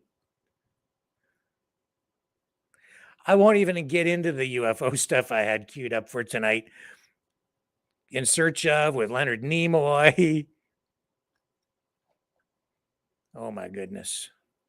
Well, maybe we'll just cap it off. No, yes. Okay, let's do it.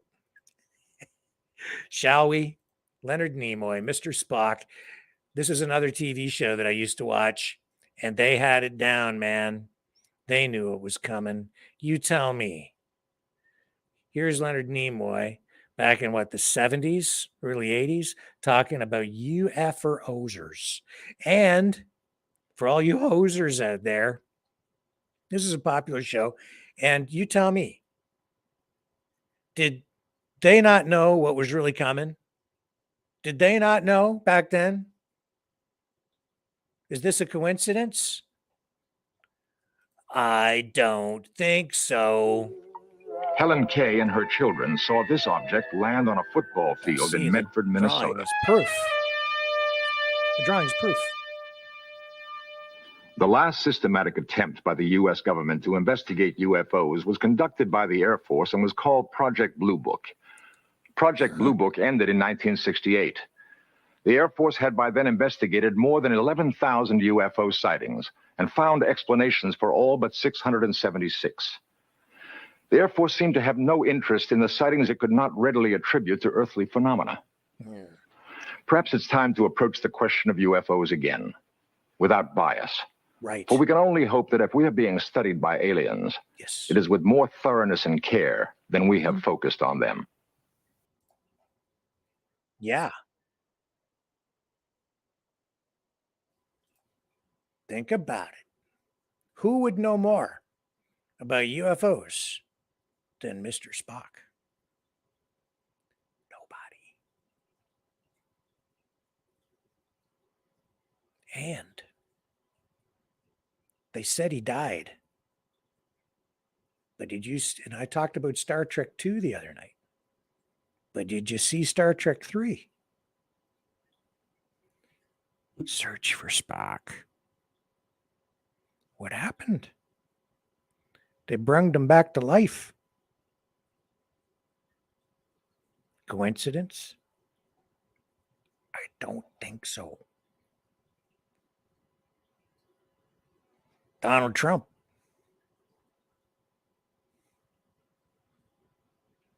Running for re-election. Taking another shot at her.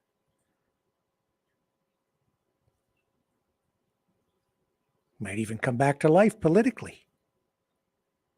Coincidence? I don't think so. Personally, I want Donald Trump to win because when he has special guests over to the White House, like that sports team that won whatever it was the World Series or whatever, you remember what he fed them? Mickey D's. Because the United States is a country of the people, by the people, for the people, common people. Who the hell needs communism when you already have Donald Trump? You want to serve the common people? Get them back in there, folks. I'm all for it. It's a circus. It's a circus. Unfortunately, it's deadly serious. It's a deadly serious circus. And I wish it wasn't so. But it is. Stay focused.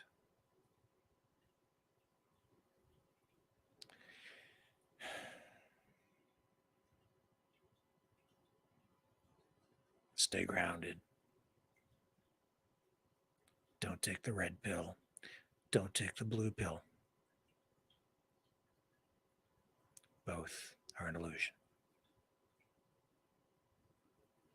I'll be back tomorrow night, 6 p.m. Eastern Standard Time. Maverick family.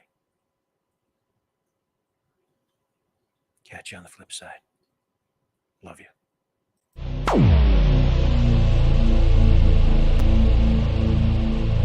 This has been a Maverick Multimedia production.